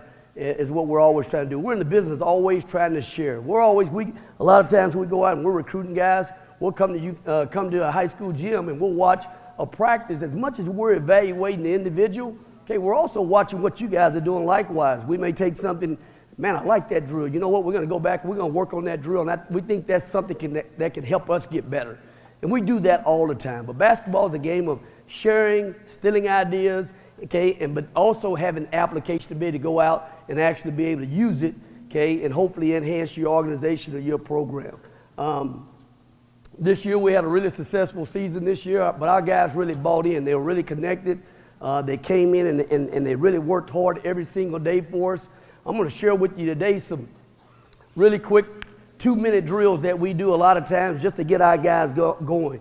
We like a really high energy, high octane type practices every day. And again, I always tell our guys, we're not trying to play the drill, we're trying to play the game. The drill is the game. We're not going to put a drill out there that's not going to help you in a game setting and everything. So, everything that we do on the practice plan has a purpose, okay, in terms of what we're trying to get done from a plan standpoint. So, from the very beginning, we start out and we have a passing drill, we have fundamental drills we're working with. Everything that we do has a purpose for you to do in the upcoming game and everything. So, again, you don't play the drills, okay, you play the game. So I'm going to go over a couple of offensive drills, some real quick defensive drills. This past year, we were a really good offensive team in terms of playing really high up tempo, one of the best in the country. We really shared the ball, moved the ball, but we really got guys to buy into being unselfish, sharing the ball and understanding on any given night, okay, we could have a different guy be a leading scorer for us. And again, that's just instilling in you guys, and that's, again, practice habits. I always tell our guys, we're not going to do anything in the game. We're not going to actually go and do anything in the game that we don't do in practice every day. Now, all of a sudden, the game comes, and I'm going to go out, and I'm going to do my own thing. We don't operate that way. We're going to ask you to do what you do in practice at a very high level, okay, and then trust the process. Trust the process in terms of what we're doing and what we're asking you to do as a team. But we're going to get started. We'll work on a couple of drills. We're going to do some things on the floor. If we're going too fast and we don't explain it the way we need to for you guys to kind of get a real good feel for it, don't hesitate to slow me down. We'll slow down. We'll try to get the details of it because, again, we're really big on the details and getting guys to do it the right way as well. We want really good energy, okay? We want guys communicating at a very high level. We always say to our guys, quiet gym is a losing gym. Loud gym is a winning gym. So we really, really talk to our guys every single day about coming in with incredible energy, okay, and incredible communication. There's not a day that we walk in the gym that I'm not going to have incredible energy. So I'm going to expect my guys to have that same type of mentality. It's all about your attitude and your approach that you have every single day, getting guys to buy into it. Guys are going to do exactly what you allow them to do. If you allow them to come in and not have great pace in practice, then they won't have great pace in practice. Okay? If you hold them accountable to coming in having great pace in practice, then they will have great pace in practice every day. They will give you that effort every single day. So again, I'm not telling you guys anything you don't know, okay? But we'll go through a few drills and we'll try to do them at a pretty good pace. And again, if anything comes up question-wise, don't hesitate to stop us a little bit. We're gonna go through some 2-minute drills. We call them 2-minute drills. And again, all we're trying to do is set a mindset. It's a mindset of how we want to play, how we want to approach a particular ball game. If we're playing a team that we know we need to make some uncomfortable plays, because if you want to win at a very high level, you have to make uncomfortable plays, as well as making your opponent very uncomfortable. So when we talk about uncomfortable plays, we talk about taking charges. We're talking about having a vertical jump. We talk about staying between your man and the basket with a really good wall up.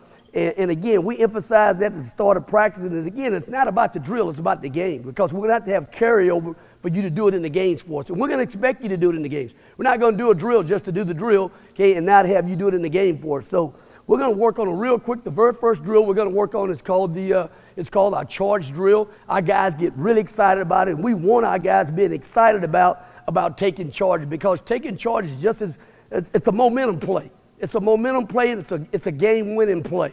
It's just like getting a great dunk and having a great highlight, taking a charge and selling out for your team. Okay, we get a chance to put ourselves in position to win a lot of games. And we play a team that a lot of times, you know, they don't play on 2 feet. They come in there and there's a lot of 1-foot plays. We know we can take charges. We call those B-Bows.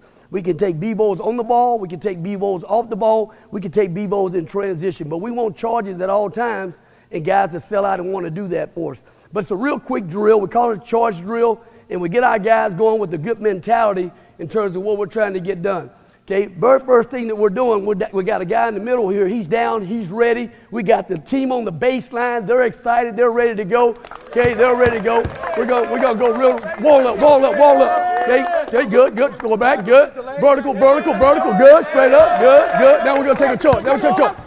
Hey, get him up. Good. Next guy's ready to go. Good. Wall up. Good. Vertical. Good. Charge. Hey, good job.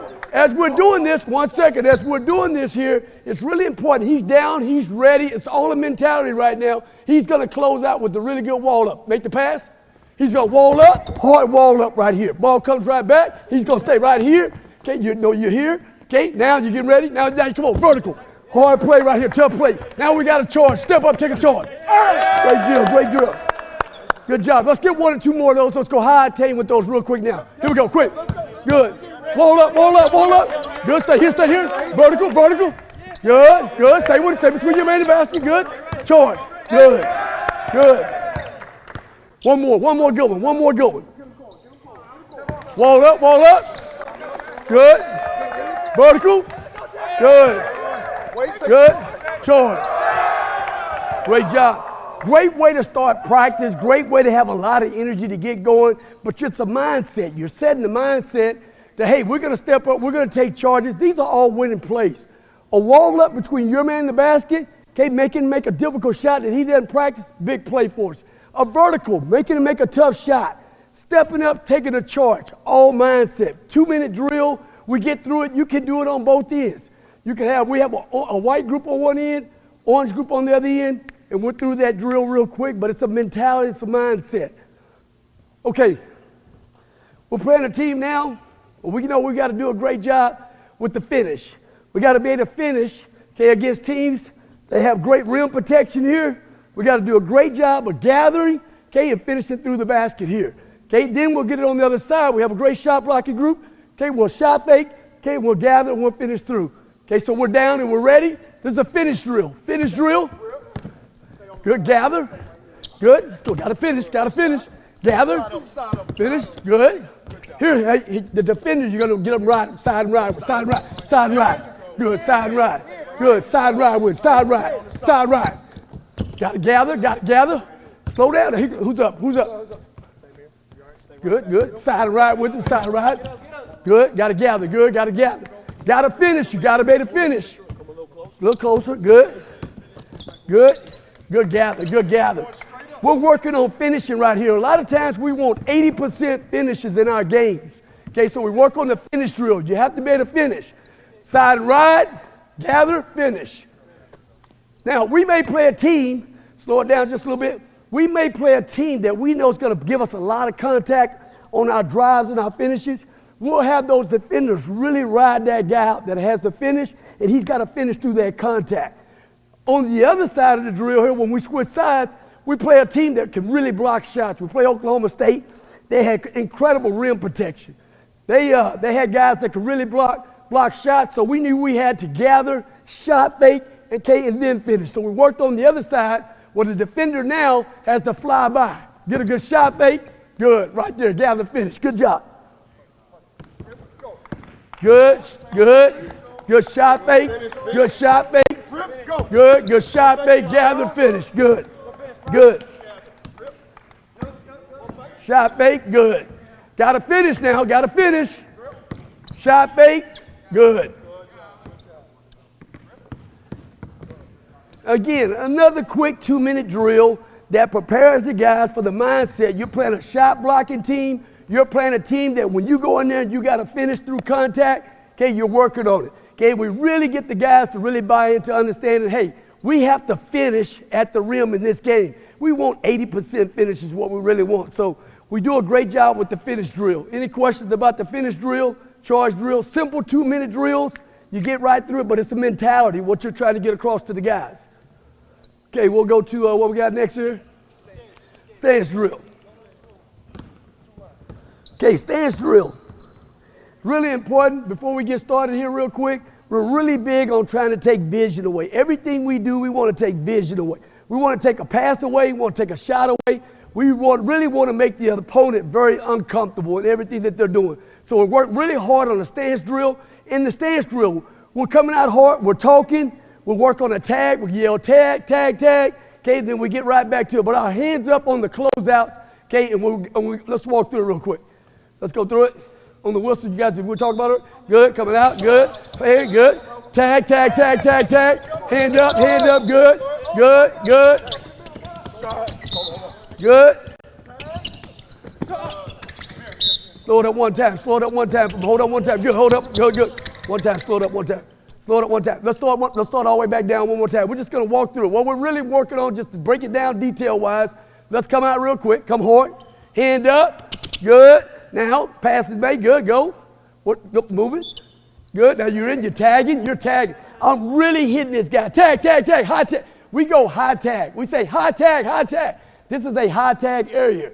This is a low tag area. Okay, so we want guys talking. We're playing the game. We're not playing the drill, right? I'm closing out with a high hand. I'm taking this tag away. High tag, high tag. Okay, so we're talking the whole time. All right, let's go gain speed. We're ready. Hand up. Gain speed. Take that shot away. Here we go. Vision. Take away. Hey, ball. Good. High tag, high tag, high tag, high tag. Good, good. High. Hand up. Good, good. Good. High tag, high tag. Hand up, hand up, hand up, hand up. Good, good, good. Hand up, good. Hand up.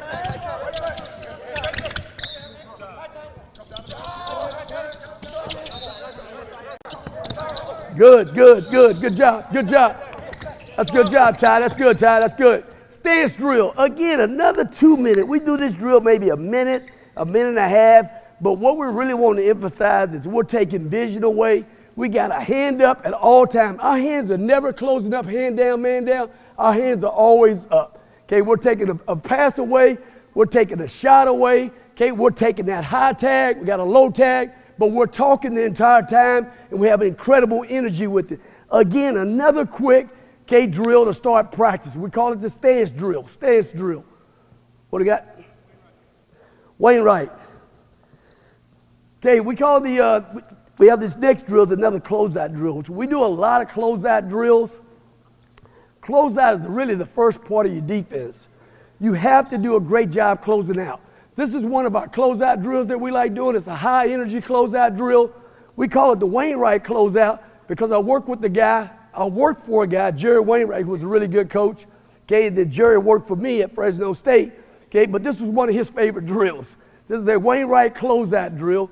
And again, we look to bring a lot of energy in terms of what we're doing with it. We have 3 guys on the baseline ready to play. We We'll kind of walk through it a little bit right now. It's a closeout drill, so our hands are up at all times when we're closing out with the guy, right? We're talking, ball here, okay? As we're coming out here, we want a really, really hard denial. We want to work hard up the passing lane here, make that guy have to cut back door. We'll have somebody on the white line here and stuff, but really exaggerate getting up here in the passing lane, okay, and then coming to your guy. Okay, when I'm closing out over here on this side, we want no middle, okay? We want to force him here, not let him get to the middle or to the teeth of the defense. So we're really hard on a side and ride. We call it a side and ride. We're here, we're back, okay, but we're not letting him get to that paint. So it's a side and ride on the side. A lot of times we'll call it Tucker. Okay, got a chance to coach P.J. Tucker when I was at Texas previously years back, and Tucker's done a great job in the NBA being a great defender, so we name it the Tucker over here. So over here on this side, this is a Tucker. Guys that we think that can guard and don't need any help, we say, man, we need Tucker on this side over here. You got to Tucker and keep him out of the paint and guard this guy one-on-one without any help from the white line, right? So on this side, a lot of times we'll call Tuckers, and we're going to keep this guy over here and really work on keeping him on one side of the floor and not let him get to the paint. Okay, so we have Tuckers. Okay, then we'll get to what we do, the Texas clamp. Okay, but let's start that verse right now where we get a really hard closeout. We're sprinting up here really hard and wing denial. Okay, and then we get a real good Tucker here on this side over here. All right, we're ready to go? Get there quick, get there quick, get there quick. Wing deny. That's good. Hand up. Tucker. Great. Next guy ready to go. Ty, get 2 balls ready. Get another ball ready to go. Go. Get there quick. You're denying. Good. Hand up. Tucker, keep out of the paint. Good. Next guy's ready. Go with it. You got to sprint to it.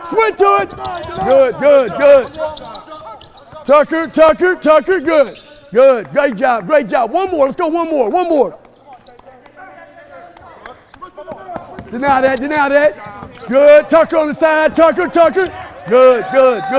Great job. Great energy. Great job. Hey, now look, great job. You guys did a great job of getting to the white line. We call the white line help position right here. I'm down and ready. Okay, we said we wanted to Tucker over here, but we didn't want that ball get to the middle here, and we're just guarding this guy ourselves with no help. Now, we're tucking really hard, okay, but he somehow beats us right now, so now we want the white line guy to come over and give us a really good clamp here. We don't let him get here. We get a really good clamp. We call that the Texas trap. Okay, so we get a hard Texas trap here, okay, in this position here.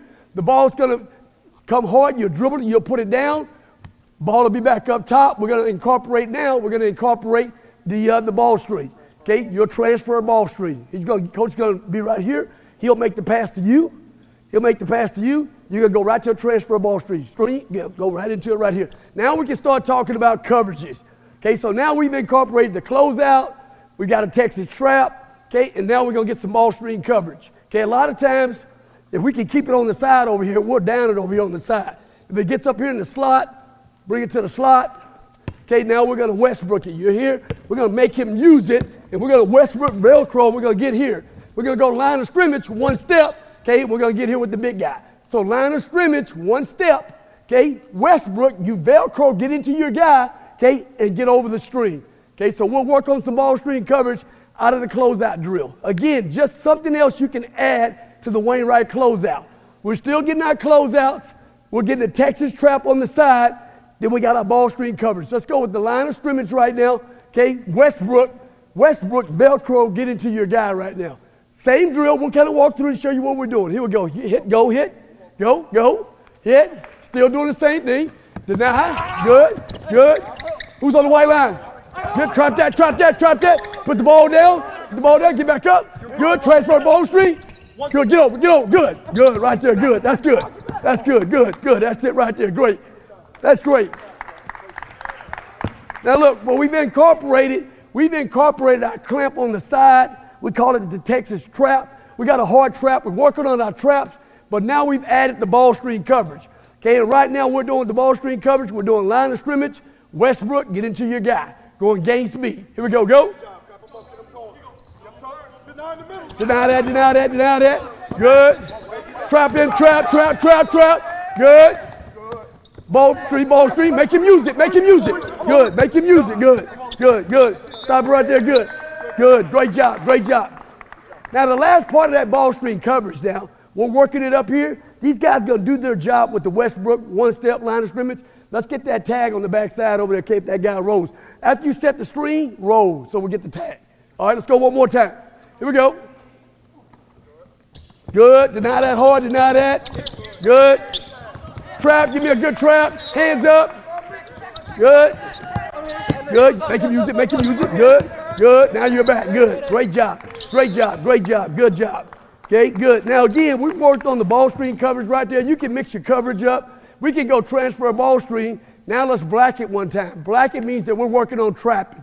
We're going to trap here. We're going to get a really good trap here. Now in our traps, we want 4 arms up. It should be 4 arms at all times. Anytime a guy's in the trap, we're here, and we should have 4 arms up, not 2 arms up. Okay, so we're going to do the same thing out here. On the ball screen, we're trapping it. Okay, we're trapping down there. All right, here we go. Let's go. Let's go. Get here. Deny that. Deny that. Deny that. Good. Trap, trap, trap, trap, trap. Good. Good. Transfer. Trap, trap, trap, trap, trap, trap, trap. Great job. Great job. Good job. That's good job. That's good job. That's good job. That's great job. That's good job with energy too. Really good job. Really good job. How you want to look? Here you go, B. Great job. Let's go one more. One more. Deny that. Deny that. Good. Reverse it. Good. Trap that. Texas trap. Good. Trap. Good. Transfer. Trap it again. Trap, trap, trap, trap, trap, trap, trap. Good. Great job. Great job. Great job. Good job. That's a lot of energy. You're working on your trap down low, working on your trap up high to the ball screen, just mixing your coverages up a little bit. Now we're playing a team again. Now we're going to, last part of this drill here. Now we're doing Wainwright closeout. And now we're playing a team that likes the back cut. They love the back cut. We got to be on that white line. We have to have each other's back. We like to get up here and really deny really hard, but we're on that white line, okay, ready to protect our teammates' back. Okay, so let's walk through it real quick. Same thing. Go hit, hit, hit. Get here. Good. Good. Go with it. Swing it. Go. Swing it. We're over. Trap it. Good. Go. Trap it. Same thing. We're still trapping. Good. Put it down. Good. Get back to your spots. Long closeout. Okay. Ready? Ready? Yep. Now we got the back. Now we're over here ready for the back cut. Now we got the back cut. Coming back. You have a long closeout. A lot of times in games, okay, we have long closeouts. Okay, so we really want to work on, we don't want to close out here and let that guy get to the paint. So we make our guys in the drill, they've got to go from this white line back out here with a really good chop, and we're not letting him get here to the paint. Okay, so we're going to go, you're going to back cut really hard. Who's got his help? You're right there on the white line. You got the back cut. All right, so we'll have a Texas trap, ball will come back out. Let's do a great job of sitting on the white line for the back cut. You got his back. All right, here we go. We got the back cut now on the back part of Wainwright closeout. Here we go, go. Good, good, there you go. Get that trap, good, good. Who's got his help? Good, who's got his help? Good, who's got his help? Good, there you go, good, good, good.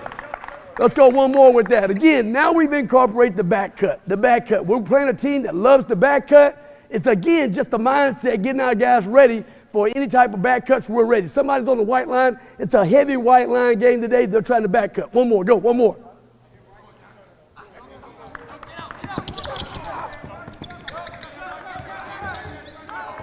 Close out, long close out. Good, good, long close out. Good, good. Play it out now. Good, good.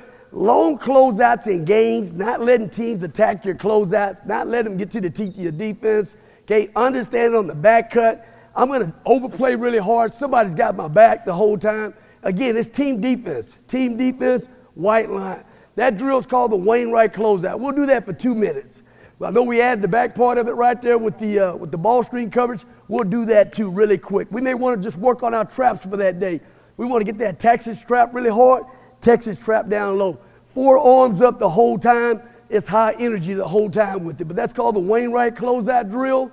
And the different parts that you can add to it. You can add the back cut to it as well. It's a mindset the whole time as you're getting guys to buy into what you want to do. 2-minute drill, 2-minute drill. GA talk. This is this drill right here, we do it all year long. We do the Wainwright closeout all year long, and we say to the guys again, don't play the drills, play the game. Play the game. Don't get caught up out here trying to play the drill, because the drill is the game. It's the game. Okay, so we go GA talk drill. GA talk drill, We call it GA talk drill because we put our GAs out there and they've got to go against our regular players. And what we're trying to do in the GA talk drill, we got to get guys talking. You got to talk. If you're on defense and you're not talking, you're not playing defense. Okay, you got to be talking. So we'll stop the drill if guys are not talking. They got to talk. They got to come together. Okay, and they got to work. Okay, we'll do this early in the year. We won't do any switching. Okay, and if we start switching early in the year, it takes away a lot of accountability. Well, that was your man. No. We're going to come together and we're not going to switch early. We'll start probably about a month into the season, we'll start getting to where we're switching, where we're coming together, and we don't want any lazy switches. Lazy switches get you beat. Okay, you got to be able to come together, communicate, and work together. But in this GA talk drill, we'll have a coach in the middle. We'll work one side really hard. We can start with pin downs, okay, continuous pin downs. You're coming down. No, hold up. That's okay. You guys are ready to go. No problem. We work one side at a time. One side at a time. We're going continuous pin downs. Come together, good. Come together, good. Come together, good. Continuous, good. Now we'll go this side. Continuous pin downs. Talking, come together. Get through it. Good, get through it. Good. Now we'll go back this side.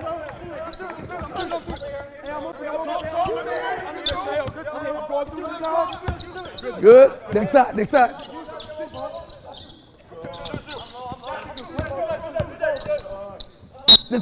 Here we go. This side. Let's go.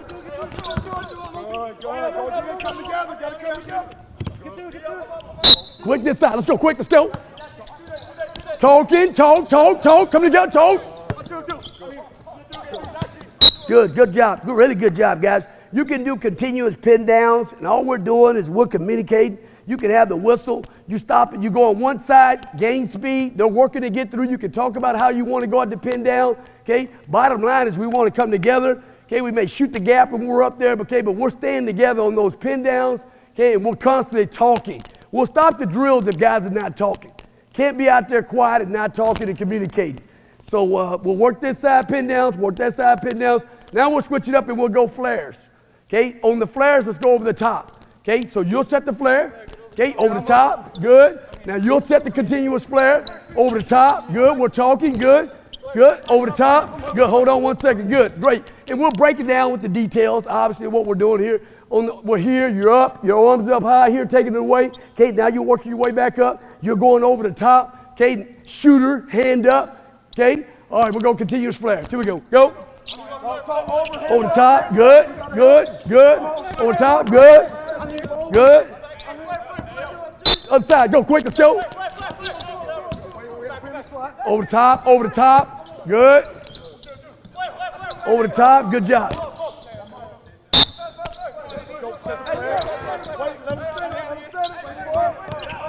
Good, take your time, set him up, good.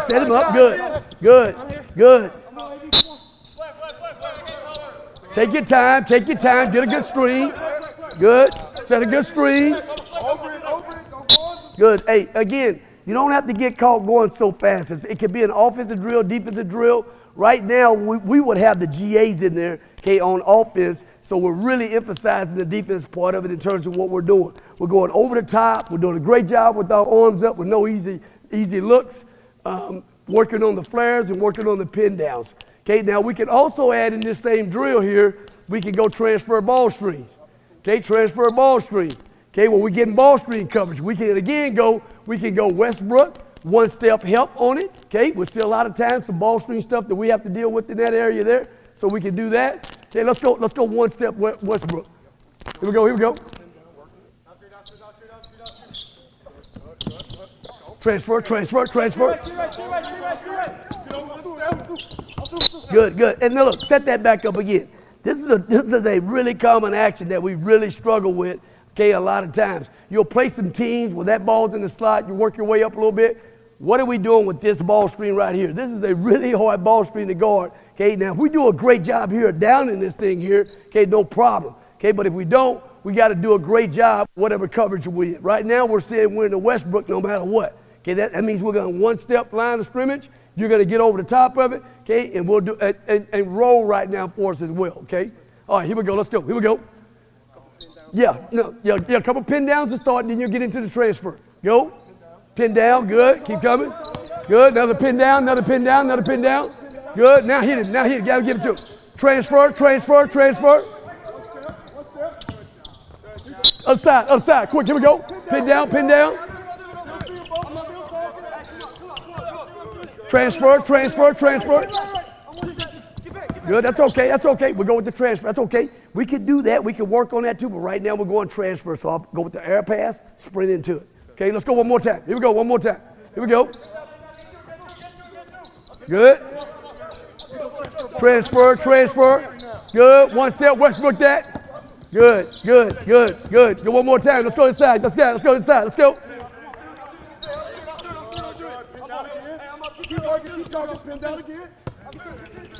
Transfer, transfer, transfer. Good, good, good. Now, hey, the same thing right now. Let's do the same thing. Now let's black it. Now we're blacking it. Now we're blacking the transfer. That means we're going to trap it. We're trapping it, all right? Transfer ball stream, we're trapping it. Still go with your pin downs. He'll give you the pass. You'll get to a transfer ball stream. Now we're going to black it and be aggressive and trap it. All right, here we go. Go. Pin down, pin down. Good, get it, transfer. Trap that, trap that, trap that, trap that, trap that, trap that. Good, good, good. Other side, quick, go, other side, quick. GA talking, you're still talking, you're still talking.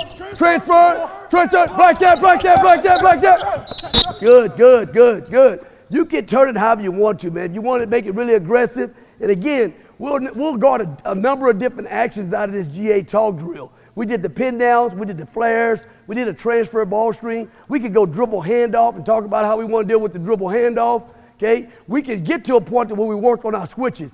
We play against a lot of split action where teams come together and they're splitting, putting pressure on the basket and somebody popping. We do a great job with the GA talking switching, okay? Now you've got to stay between your end and the basket on those switches.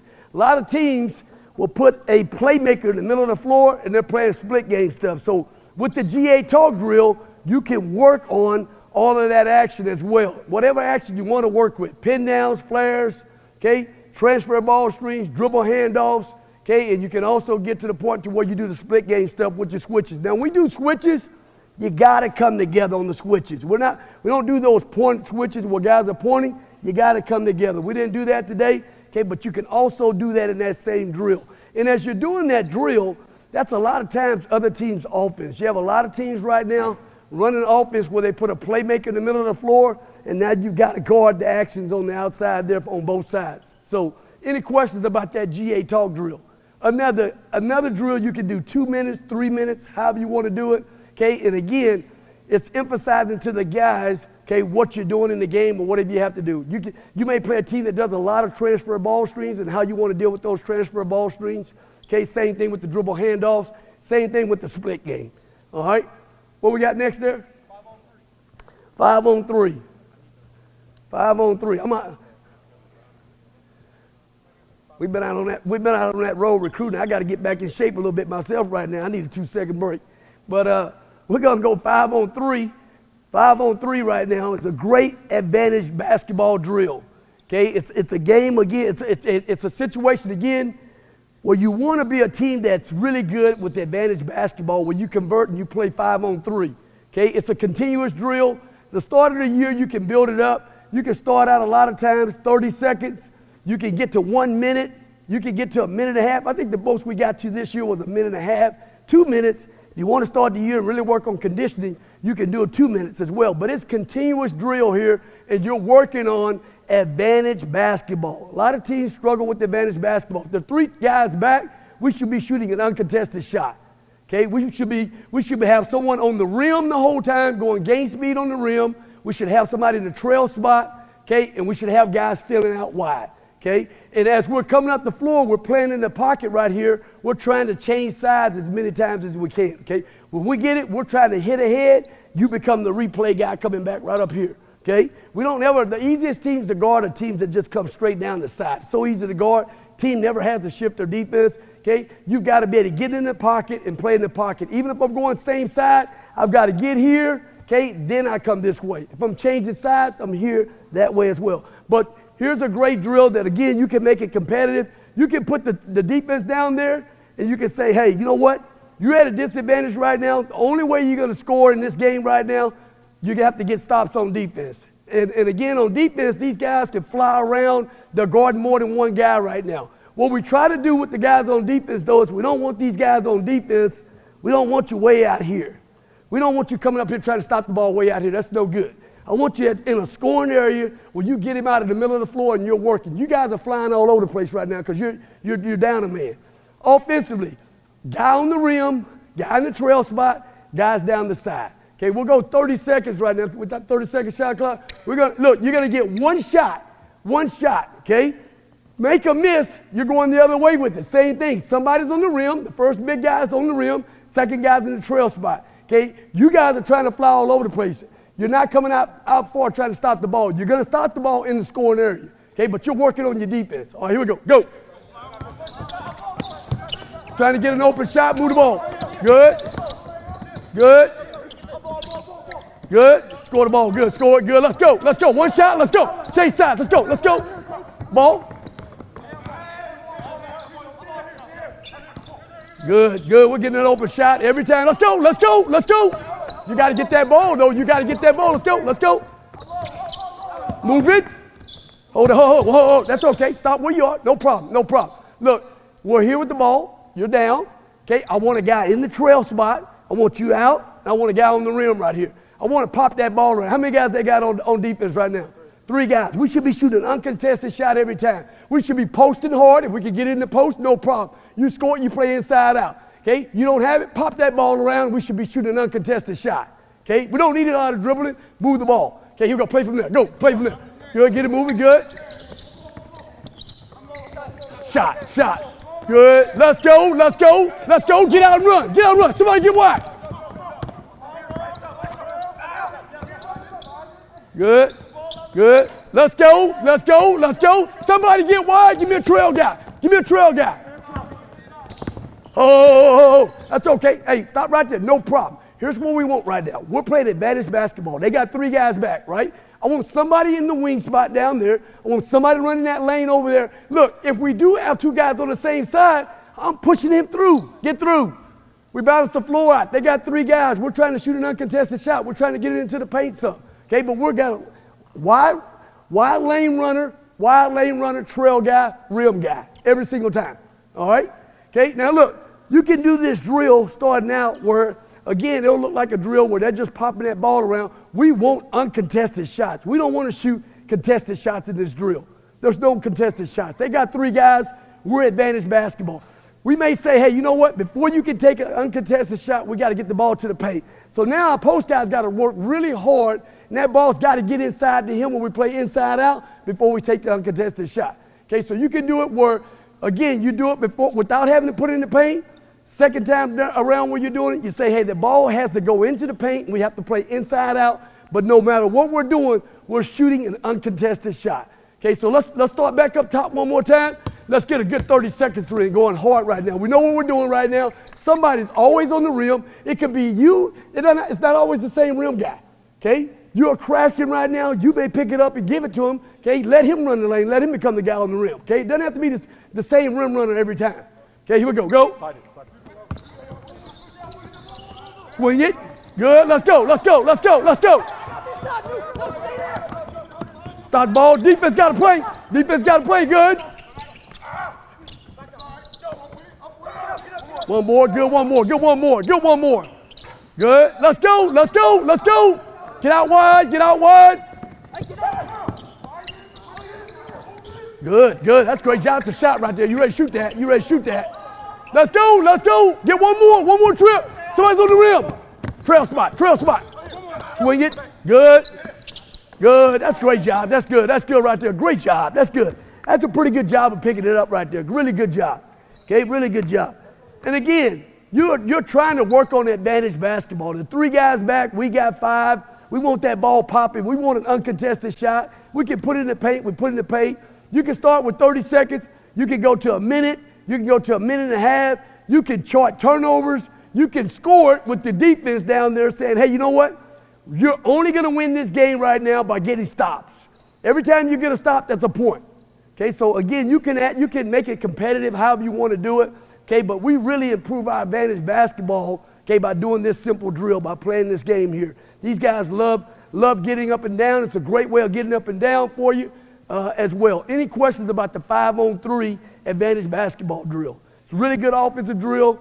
Trying to shoot uncontested shots. You can get the ball to the paint, play inside out. It's a great drill. We call a replay shot a lot of times. Our point guard, he's changing sides of the floor. We really want hit-aheads. Hit-ahead. Advance that ball up the floor with the pass. You're the replay guy in. We're ready to play. But we want a lot of hit-aheads. Okay, now we'll get to 4-on-3. We'll go 4-on-3. We use this drill a lot late in the season, especially as we got into the NCAA tournament. In the NCAA tournament, every team we played was a really elite level shooting team. So we had to get back on defense, and we talk about the first three steps.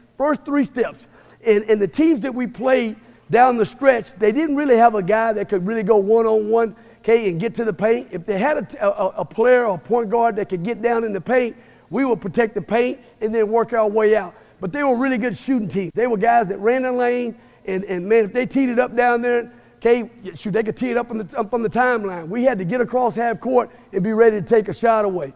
Okay, so we worked on the 4-on-3, okay, 4-on-4. 4-on-3 was the defensive part of it. We had to get back in transition and take a shot away. 4-on-4, now we worked on some offensive stuff a little bit. Now you can incorporate some offensive principles and things that you work with. We'll come back 4-on-4 and let's go with the single drag and play out of a single drag. Okay, so look, the guy that's touching that line has got to touch that line. He's got to sprint back. Everybody else has got to get back. Everybody's a shooter. You're at a disadvantage. You're at a disadvantage. You got to fly around. You got to take a shot away, keep him out of the paint. Okay, and the guy that's touching, you got to get back. Okay, when we come back up the floor, now you guys got to get back on defense really hard and work your defense. Now it's going to be 4-on-4. Okay, now look, they're going to come back and they're going to get into a drag ball screen if they can't score with early offense, right? Okay, let's go Westbrook line of scrimmage. Okay, ball screen coverage. All right, here we go. Go. Good. Push it. Get back. Get back. You got to talk. You got to talk. You got to talk. Stop that ball. Good. Now you got to play. Now you got to play. Now you're playing. Now you're playing. Good. Good. Good. Block out. Now we go. Now get back. You got to get back. Now you got to get back. Drag ball screen. Drag, drag, drag. Drag. Good. Good. You're playing. You're playing. Good. Good. Pretty good job. Not bad. Pretty good job. Pretty good job. Good. Good job. Good job. This is a transition defense drill. We're going 4-on-3. Then we're coming back 4-on-4. And again, you can do this drill if you're playing a team that has really good shooters. Now you got to work your way out. If you're playing a team that's really going to attack the basket, obviously you got to get back and protect the paint, then work your way back out. But it's really important as we're getting back on transition, guys, we're talking. I got ball. I got down the side. I got the hole here. We're talking the whole time. You have to talk. You're at a disadvantage. Here we go. Get back, get back, get back. Who's got ball? Who's got ball? Stop ball. You got to stop that ball. You got to stop that ball. Good, go. Let's go, let's go, let's go. Drag ball screen, drag, drag, drag.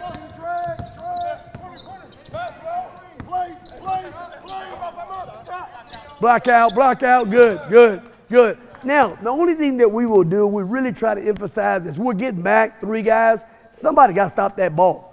We're not letting that ball just come down there and those guys, we're on our heels the whole time. Somebody's going to stop that ball and shrink the floor a little bit for us. So they got to get back, stop the ball, shrink the floor, and then we got to fan out, and we got to take shooters away. Okay, it's what we got to be able to do. Okay, but that's an easy, really good drill for us. 4-on-3, 4-on-4 transition. You're working transition offense, transition defense. Okay, simple drill for us.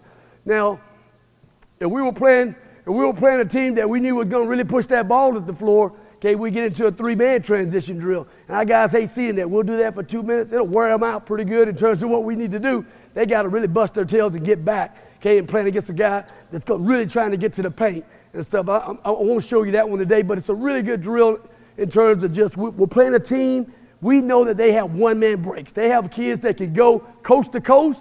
Now we got to really tear back. But I think the thing that you emphasize in transition defense, all teams want to run and attack you in transition. First 3 steps. First 3 steps on defense, first 3 steps on offense. We talk about it all the time. Okay, you got to be able to get up and down the floor. You set a number of passes on offense? No, you know what? I don't. I'm not a big guy in trying to control. What I really do with our guys is I get our guys to really buy into, you got to play as hard as you can play on defense. I want you guarding your tails off, playing really hard. On offense, I give you some freedom. I'm going to give you some freedom, especially the first 7 seconds, 8 seconds of the shot clock. I'm going to let our guys play a little bit. You need to try to score in transition. Hardest thing to do is 5-on-5 where you got to truly execute and get something done. Okay, so we want early transition baskets. And if I have green light shooters are guys that are put it in the books in terms of every night they're making 300 threes, right? They can shoot first side threes. Okay, so in transition, he's a green light shooter, he's taking that shot. Okay, that might be the best shot we get in that possession. Okay, so, but we'll work our tails off on defense down here. Okay, I'll give you a little freedom to play with on offense. This past year, we had a really good scoring team. We led the Big 12 in scoring. Let them play a little bit. You don't want to sit there and have to call a play every time down. We don't want to joystick it, right? Those are easy teams to guard if they're sitting there trying to call a play every time, slowing it down. No, go score. Go score, then we flow if we don't score out of what we want to score out of. Okay, but that's a great question, though. The question was, do you give the guys a set number of passes? No, I never really have given my teams a set number of passes. Now, if it's late in the game and we say, hey, you know what, we'll try to run some clock, five passes before we shoot or something like that, you might could do something like that, but not so much. Okay?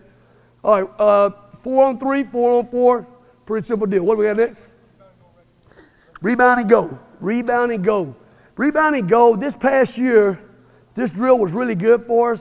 It really, again, we like to play with multiple ball handlers.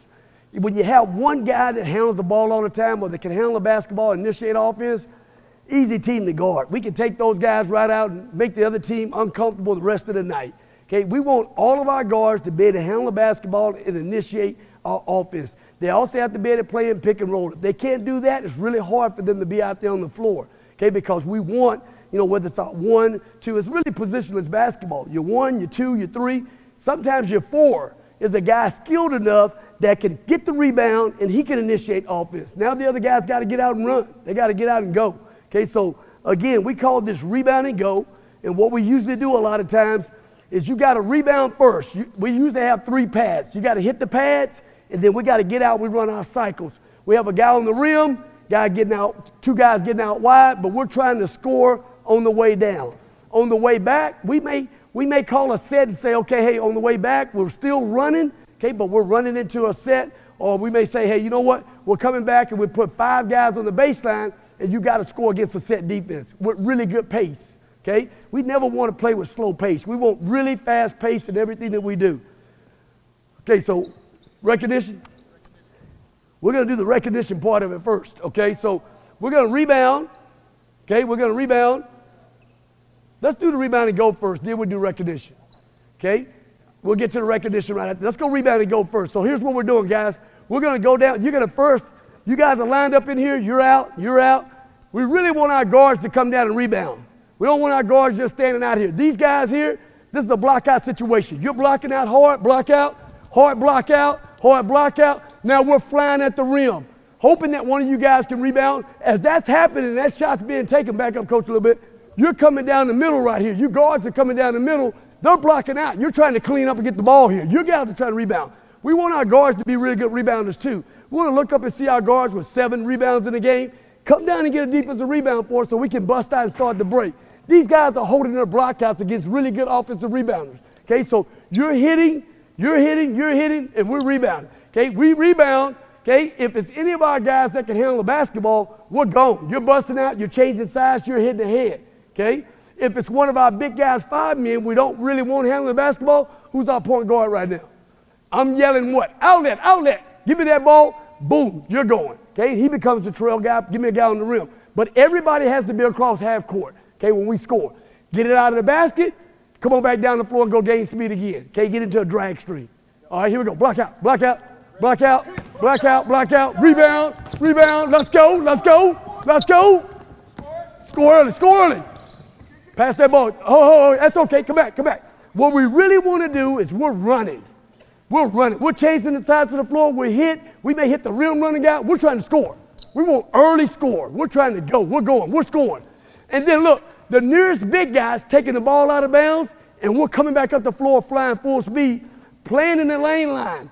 Playing in the lane line here, we call this the pocket. Okay, you can come here and attack the middle and come same side, or change sides, get into a drag ball stream. All right, here we go, go. Hit, hit, hit. Good. Rebound. Let's go. Let's go. Hit ahead. Everybody's got to be across. Score it. Get it out. Let's go. Get it out. Let's go. Good. Quick.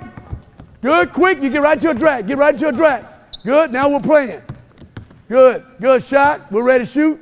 Good. Good. Simple deal. All we're really emphasizing is we're trying to score early in transition. We blocked out. We're gone. We're rebound and we're gone. We're trying to hit ahead. We want an early transition basket. Okay. We call it rebound and go. We want our guards to come down and rebound. Any of our ball handlers can get the basketball and they can bust out and be ready to score in transition for us, okay? Now, if the 5-man gets it or one of your big guys that you don't dribbling the ball, he can secure the ball, give a good outlet, and we're still ready to go. Now, can he also get a bust-out dribble? He can get a one dribble bust-out and hit, and we still can go, but it's a rebound and go. All we're emphasizing with the guys is we're going gain speed, trying to get out and run, get the ball out of bounds. We're trying to run again back up the floor. And what you can do with this drill as well with rebound and go is you can have a set defense down at the back here on the baseline. As they're coming back up the floor, now it's a set defense. You got to score against that set defense. And if you're playing a team that switches, now that set defense back there is going to be a switching defense. If you're playing a team that's going to trap a ball screen, you can set it up to where that scout team defense is playing the team that you're playing, same kind of defense. So now you're playing with pace, you're coming down, and you have to execute 5-on-5. Okay, so you're going from an easy scoring opportunity to a 5-on-5 situation, okay? That's rebound and go for us. Now, we go with rebound and go with the recognition drill. We had a kid this year, he's a really good player, he's returning for us this next year. Tyrese Hunter, really good point guard. Tyrese really struggled a lot of times, throughout the first part of the year, recognizing if we have advantage basketball. Okay, so we had to really work on this drill with him, and he got better as the season went along, recognizing, hey, you know what? There's one guy back, there's two guys back, there are three guys back. If there are three guys back, then we're playing advantage basketball. We're trying to score early. If there's four guys back, now we got to flow. We have to flow into something. You can't go down 1-on-4 and try to get something done with the empty possession. Can't have that. We work too hard on defense to come down and have an empty possession. We can't have that. If there's five guys back, we got it now. Now we've got to run our stuff. Okay, so it's a recognition drill. What we do again, we rebound. We have a coach in the middle over here, and the coach in the middle is in charge of sending one guy out. It may be two guys out. It may be three guys out. Okay, he's got to recognize what we have and what we're trying to get done. Okay, so we're rebounding and go right now. Okay, again, any of the guys can initiate offense right now, unless the 5-man gets it. 5-man gets it, point guard, you should be yelling outlet, and you're recognizing what we have. Okay, if you get the rebound, okay, fill the lane. You bring it right now. Recognize what you have. We always have a guy on the what? On the rim, and a guy in the trail is about ready to go. Okay, so we're recognizing how many guys are on the floor. We're trying to score. If it's three or less, we're trying to score. If it's four guys, we got to flow. Okay, so if it's four guys back there, let's go into a single drag. It'll be simple. Keep it simple for us. All right, here we go. Go. Rebound. Good. Let's go. Let's go. You got two guys. We're trying to score. Hold up. How many guys on defense back there right now? Two guys, man. We got to convert, man. It's two guys.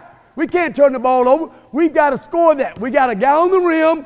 We got a guy in the trail spot. We got a guy filling the lanes. Guys, when it's two guys, three guys, we have to convert those, okay? We should be shooting uncontested shot, converting those, all right? Hey, great job defense, though. You guys had a major disadvantage. You played hard. You got a turnover. Okay, really good job. Hey, look, three guys or less, trying to score. Okay, easy basket. Four guys, five guys, single drag. Here we go. Go. Rebound. Let's go. Let's go. Let's go. What you got? Let's go. Chase out. Let's go.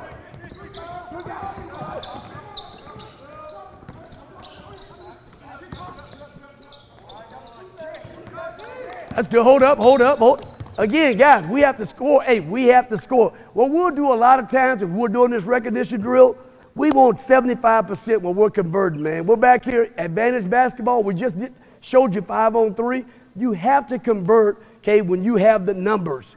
Okay, so again, two guys back, three guys back, one guy back. We got to score, man. That's got to be a basket. That ball's got to be whipped around. It's got to be inside out, but that is an uncontested basket. But this is a rebound and go recognition drill. We'll go one more time. Hey, this time go, hey, add a couple more guys in. You got to recognize how many guys. If it's 4, 5 guys back, we're flowing into what? Single drag, single drag. 3 or less, we're trying to score. Go. Good, let's go, let's go. Hold up, hold up, hold up. Bring it back, bring it back, bring it back. Bring it back. Hey, now look, we work too hard right now to really rebound, try to get a really good defensive stop to just throw that ball away. We got to value that ball, right? Okay, I'll rebound. You're not a guy that can bust out with it, right? Where's my outlet guy? Butt to the sideline and get ready. Outlet, outlet. Get him the ball, okay, and then let's go score. But we never get away an easy possession right there. We got to be able to have it every time. Come on, let's go. Here we go. Block out, block out. Rebound, rebound. Good, good. Let's go. What do you got? What are you in? What are you in?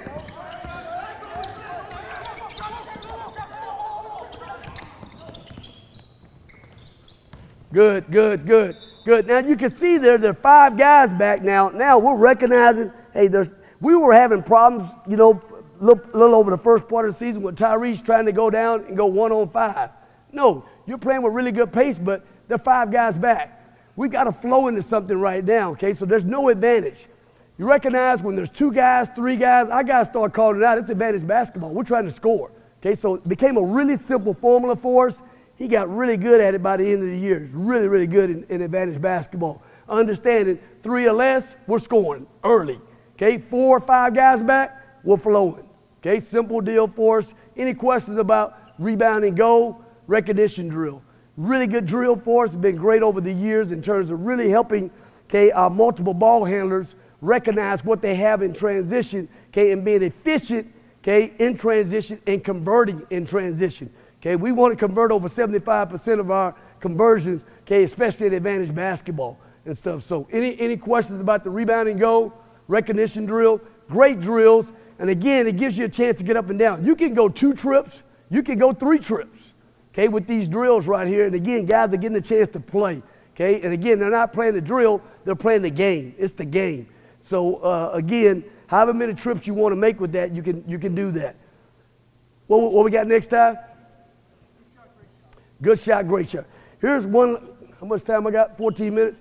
Share with you something here real quick that I thought made our team really good this year. We were a really unselfish team this year, okay? But we really instilled in our guys how important it was to share the basketball. We had 3 guys on our team, scored over 2,000 points in their careers, okay? So we knew they could score the ball, okay? But we have to be able to share the ball, okay? Willing passers, balls and strikes. We do a really simple drill called good shot, great shot.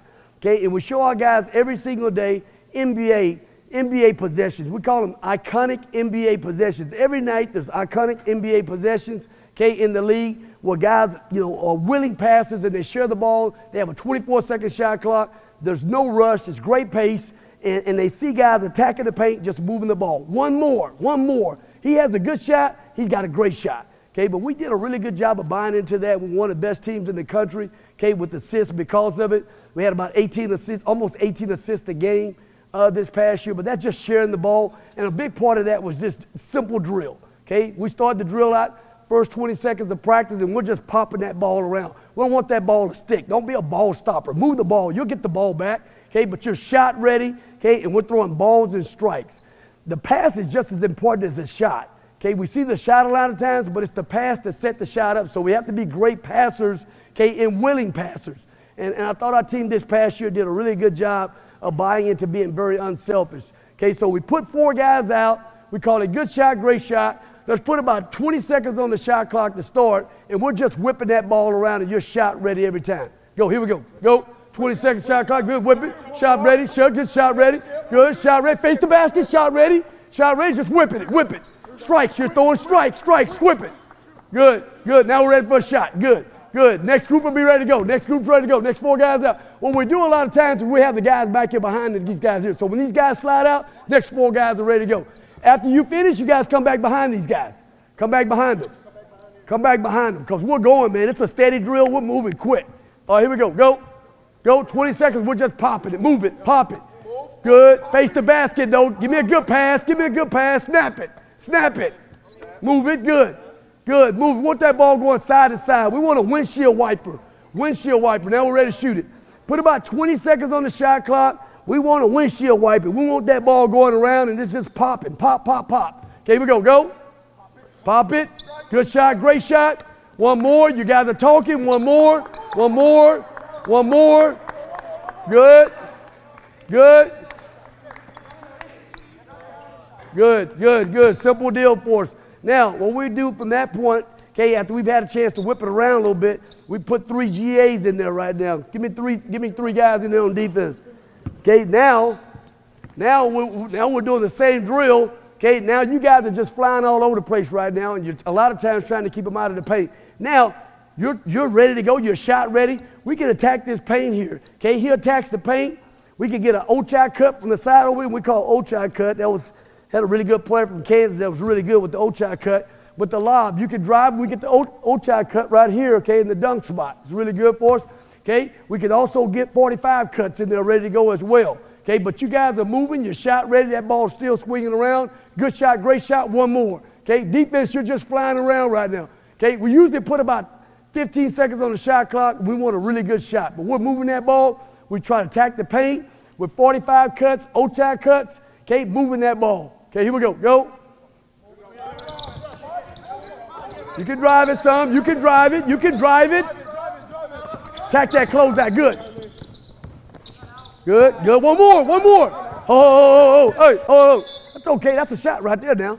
Okay, not only a shot, but one more. One more. He's got a good shot. He just did a great job attacking the closeout. Ball came right back around here. Okay, he has a good shot. You got a great shot. One more. One more.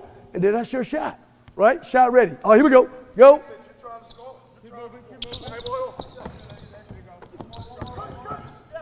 That's okay. That's okay. Good. That's okay. And again, we're not going to overcoach you. After we get this a little bit, it's the first time you guys are doing this. You're fine. You're great. Okay? We're not going to overcoach you. You get a chance to get in here, okay, and you're a guy that can get in that dunk spot. When we get a lob, that's a lob dunk right there, right? Okay, we can space and hit here, okay, but the bottom line is we want to attack this. We call it the Big 12 logo. We want to own the Big 12. We're going to own the Big 12 with drives, paint touches, okay, with hard drives, post feeds, but we got to get in here and play inside out. We're a much more efficient team, okay, when we're shooting uncontested shots and we're attacking the paint. Okay, here we go. Go. Get that ball moving. Good. Stay out. Good. Stay out. Good. Good. One more. One more. Good. There you go. Shot ready. Good. Shot ready. Good. Shot ready. Simple drill. Good shot. Great shot. Then you start incorporating the bounce. You can put 3 guys in there. Heck, a lot of times we'll play a heavy gap team and a team that really wants to stunt those gaps. We'll put 4 guys out. Now we got to really be able to attack that gap and play 2-on-1 and understand how to move that ball, okay, with 2-foot plays, 2-foot simple plays for us, okay? But that's good shot, great shot, okay? And again, it's just implementing, passing that ball, throwing balls and strikes, really good passes, okay? And have to be really good. You have to be a really good passing team. You want to be a good shooting team? You better be a really good passing team, okay? So you got to work on your fundamentals of passing the basketball at a very high level, okay? Now we'll do, we got the one more competition.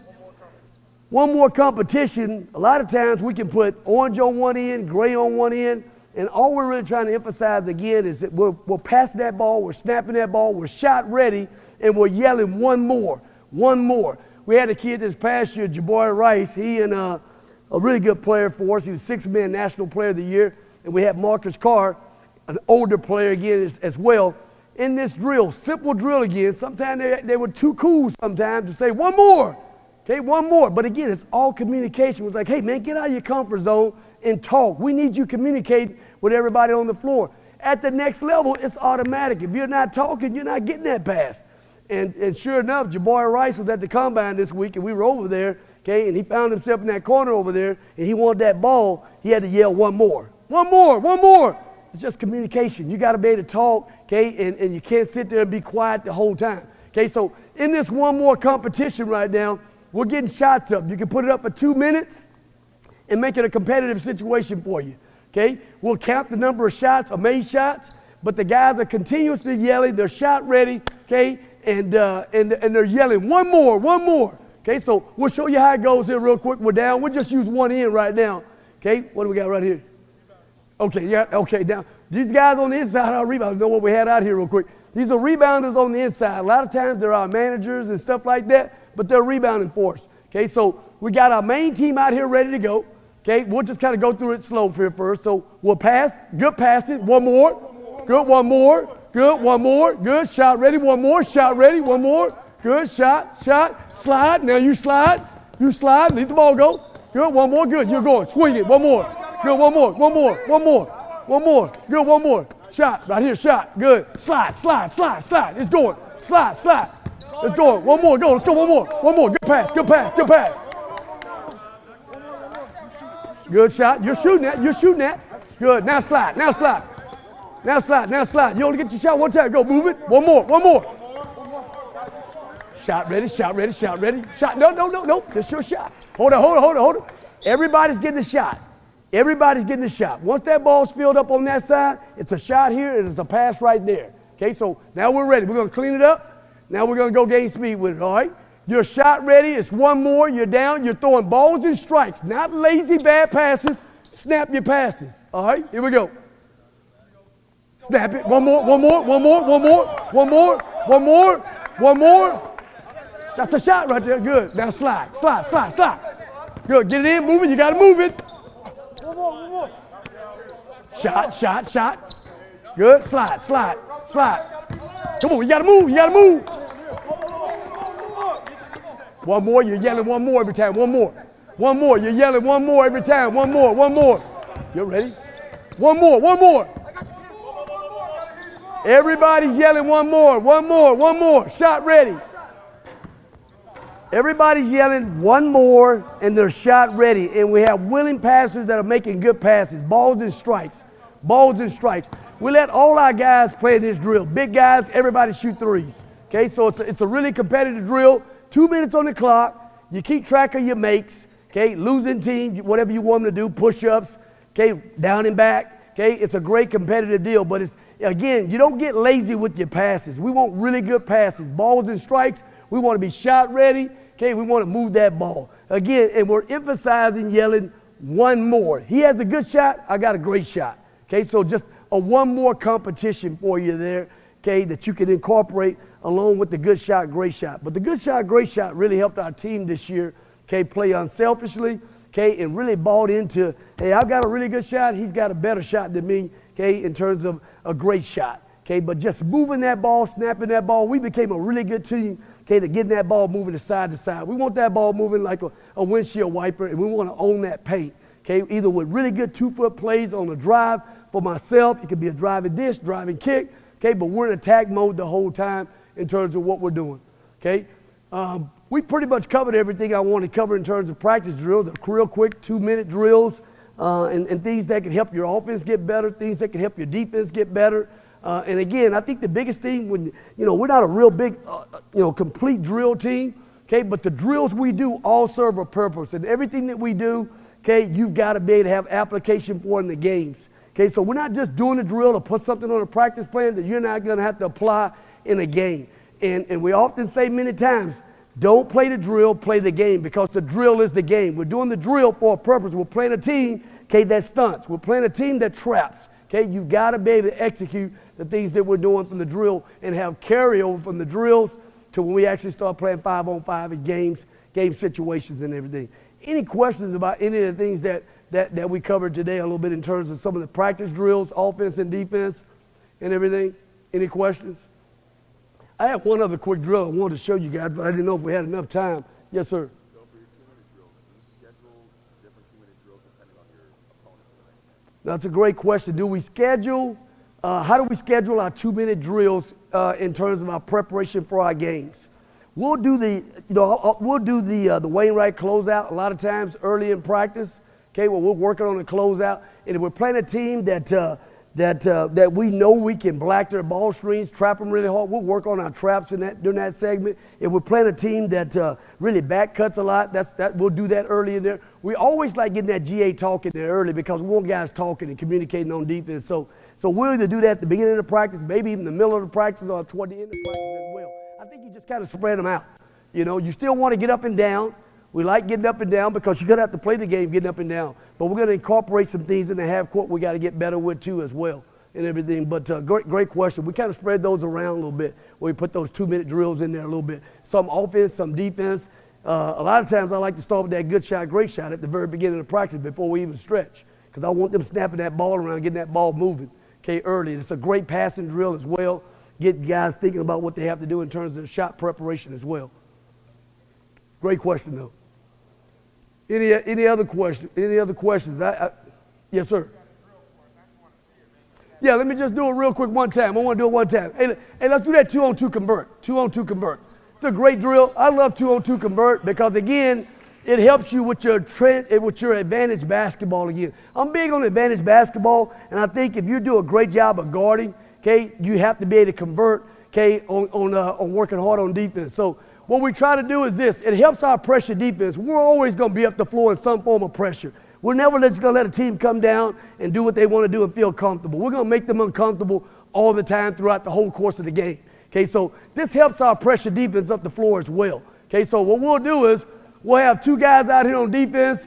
We'll have an all-time shot blocker right here in the middle right here. Okay, so you're here, okay, and you're never putting yourself in until these guys are coming back here. But as an all-time defender, all I really want you to do, I'm not worried about you blocking their shots. I want you to either commit here to coming at this guy to where he's got to make that pass, okay, and convert and score, or I want you to come here, bluff, and get back to where he's got to go gain speed and score, okay? So he's got to read, and he's got to make this guy, okay, he's got to play off of you, okay? But we have to convert. We're here on defense first really hard right now. We're going to guard the ball really hard. What we want you to do, I want you to dribble really hard as you can all the way over there to that sideline. I want you right here, your nose is on the ball, okay? There's never a time, go, you dribble. There's never a time where he can get in this gap here. We're guarding him hard here. You're on the white line right behind him here, okay? You make that pass back. Now, I've got to come back and guard, okay? And you're trying to get all the way across. Now, you're here. You're in the gap here. You're behind the ball. We're working offense and defense. Teams pressure us up the floor. I got to be on the white line behind the ball, right? So I'm working on our press offense just the same. I'm here. Okay, now I'm ready to go gain speed right over here. Okay, you're coming back guarding the ball. We never let him split. Okay, but we're pressing the ball up the floor the whole time. You guys are going as hard as you can go sideline to sideline. The guy on offense is behind the ball right now. Okay, so we'll do that first part of it right now. Go. You're going gain speed here to the side. Come and go. Gain speed here. You're in the gap. You're in the gap. Good. Now you're gain speed here. You're in the gap. Stay behind. White line. Good. Now you're coming gain speed. Good, all the way down. Good, keep coming. Stay behind. Get the pass, come. Good, good. Now, defense is off. Stop it right there. You're on offense. Defense is off. Defense is off. Now you got to get to half court here, and now we're going gain speed. We're going to get, now look, advancing up the floor. You can make passes, or if I'm a really good decision maker with the ball, I'm coming gain speed at him right now.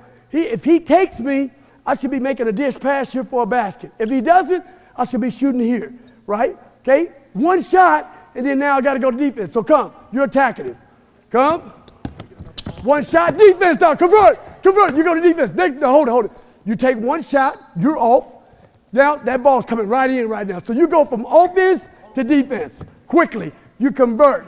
You go 2-on-1, okay? You get one shot, and then you go straight to defense. Coach is not waiting for you guys. He's going to get the ball into the offensive guy, and you guys got to play.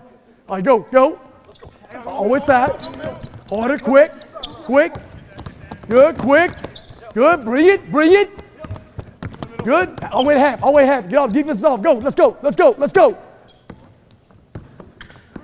Convert defense. Oh, now look, we do this drill for a purpose because whether we get a dunk, a highlight play, we score a basket, we got guys who want to celebrate. I try to celebrate. We're scoring and we're going right to defense. It's a great convert.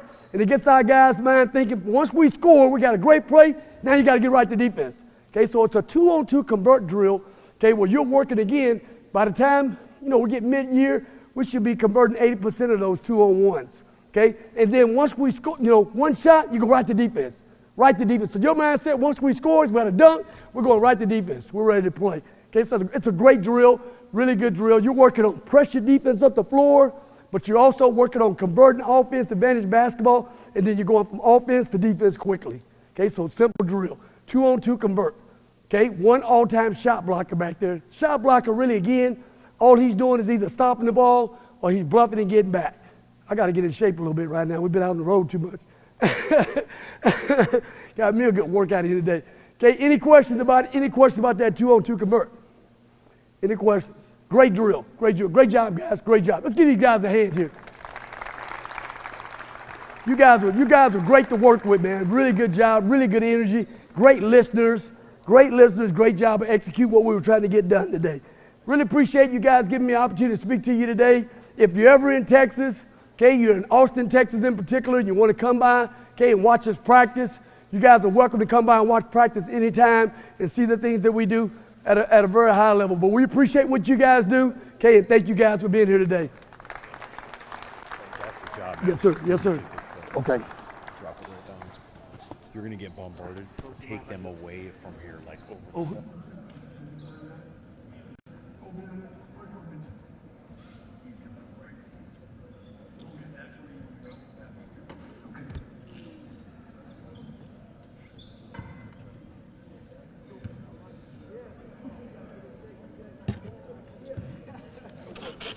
That's all, I'm just moving it so I can. You want any of this stuff with Beeline? Everything? I don't think I'll do it justice, do you? No, you don't have to. Coach Terry, thank you very much. As soon as Coach Beeline comes out and they get the microphone on him, we'll get going. I would make sure you, as you leave, some of you leave, make sure you stop by the KBA, the basketball's there if you want to look at that. He should be out in a minute. I'm going to turn this over to Chris Pells, who's with the Gun. We couldn't do these clinics without him. They're unbelievable partner on these clinics.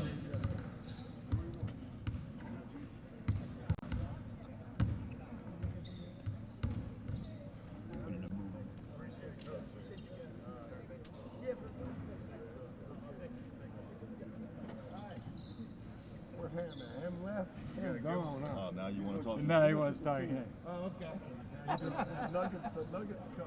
Oh, yeah, I know they did.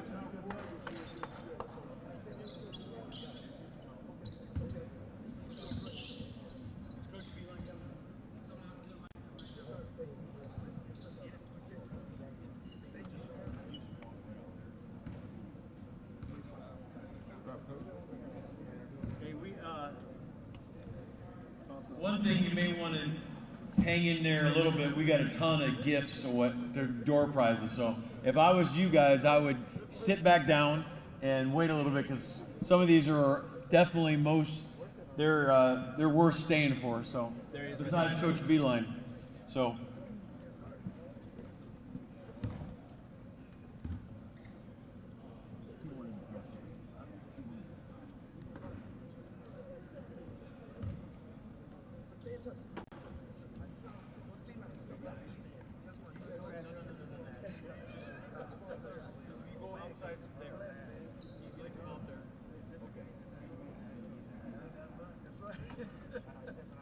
We need to get going here.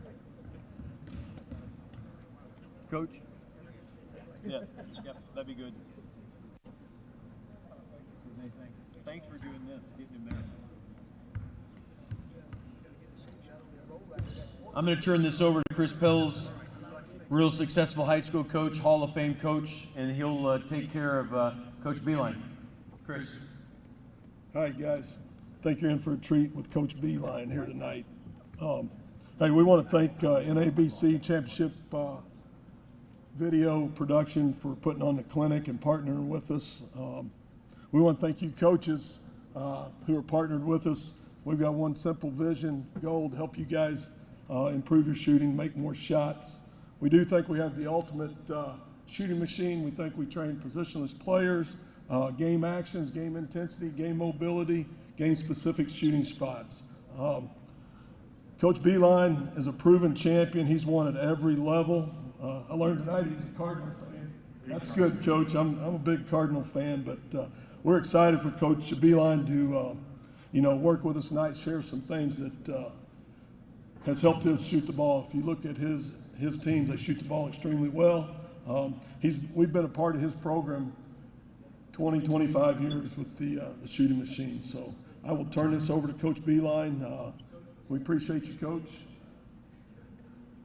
Thanks a lot. Thanks very much. Thank you. Thank you. So this is going to be. Hopefully, this is fun. It's helpful to you. As Coach just said, shooting has been a big part. Teaching shooting, understanding shooting, educating myself about shooting, my players about shooting, has been the thing that's probably been number one in what I've done all the way. As he told you, I coached. If you don't know my history, I was a high school coach, a head coach. Then at the age of 23, I was a junior college coach for 4 years. At the age of 25 to 29, I was NAIA coach and Division III for 1 year. Jeff Van Gundy being my last recruit at Nazareth, but then I left. Lemoyne Division II for 9 years, and then 4 levels of Division I. Canisius for 5 years, Richmond for 5 years, West Virginia for 5 years, and Michigan for 12. And then the NBA for 1. So in those 45 years, I think there was one consistent thing, well, 2.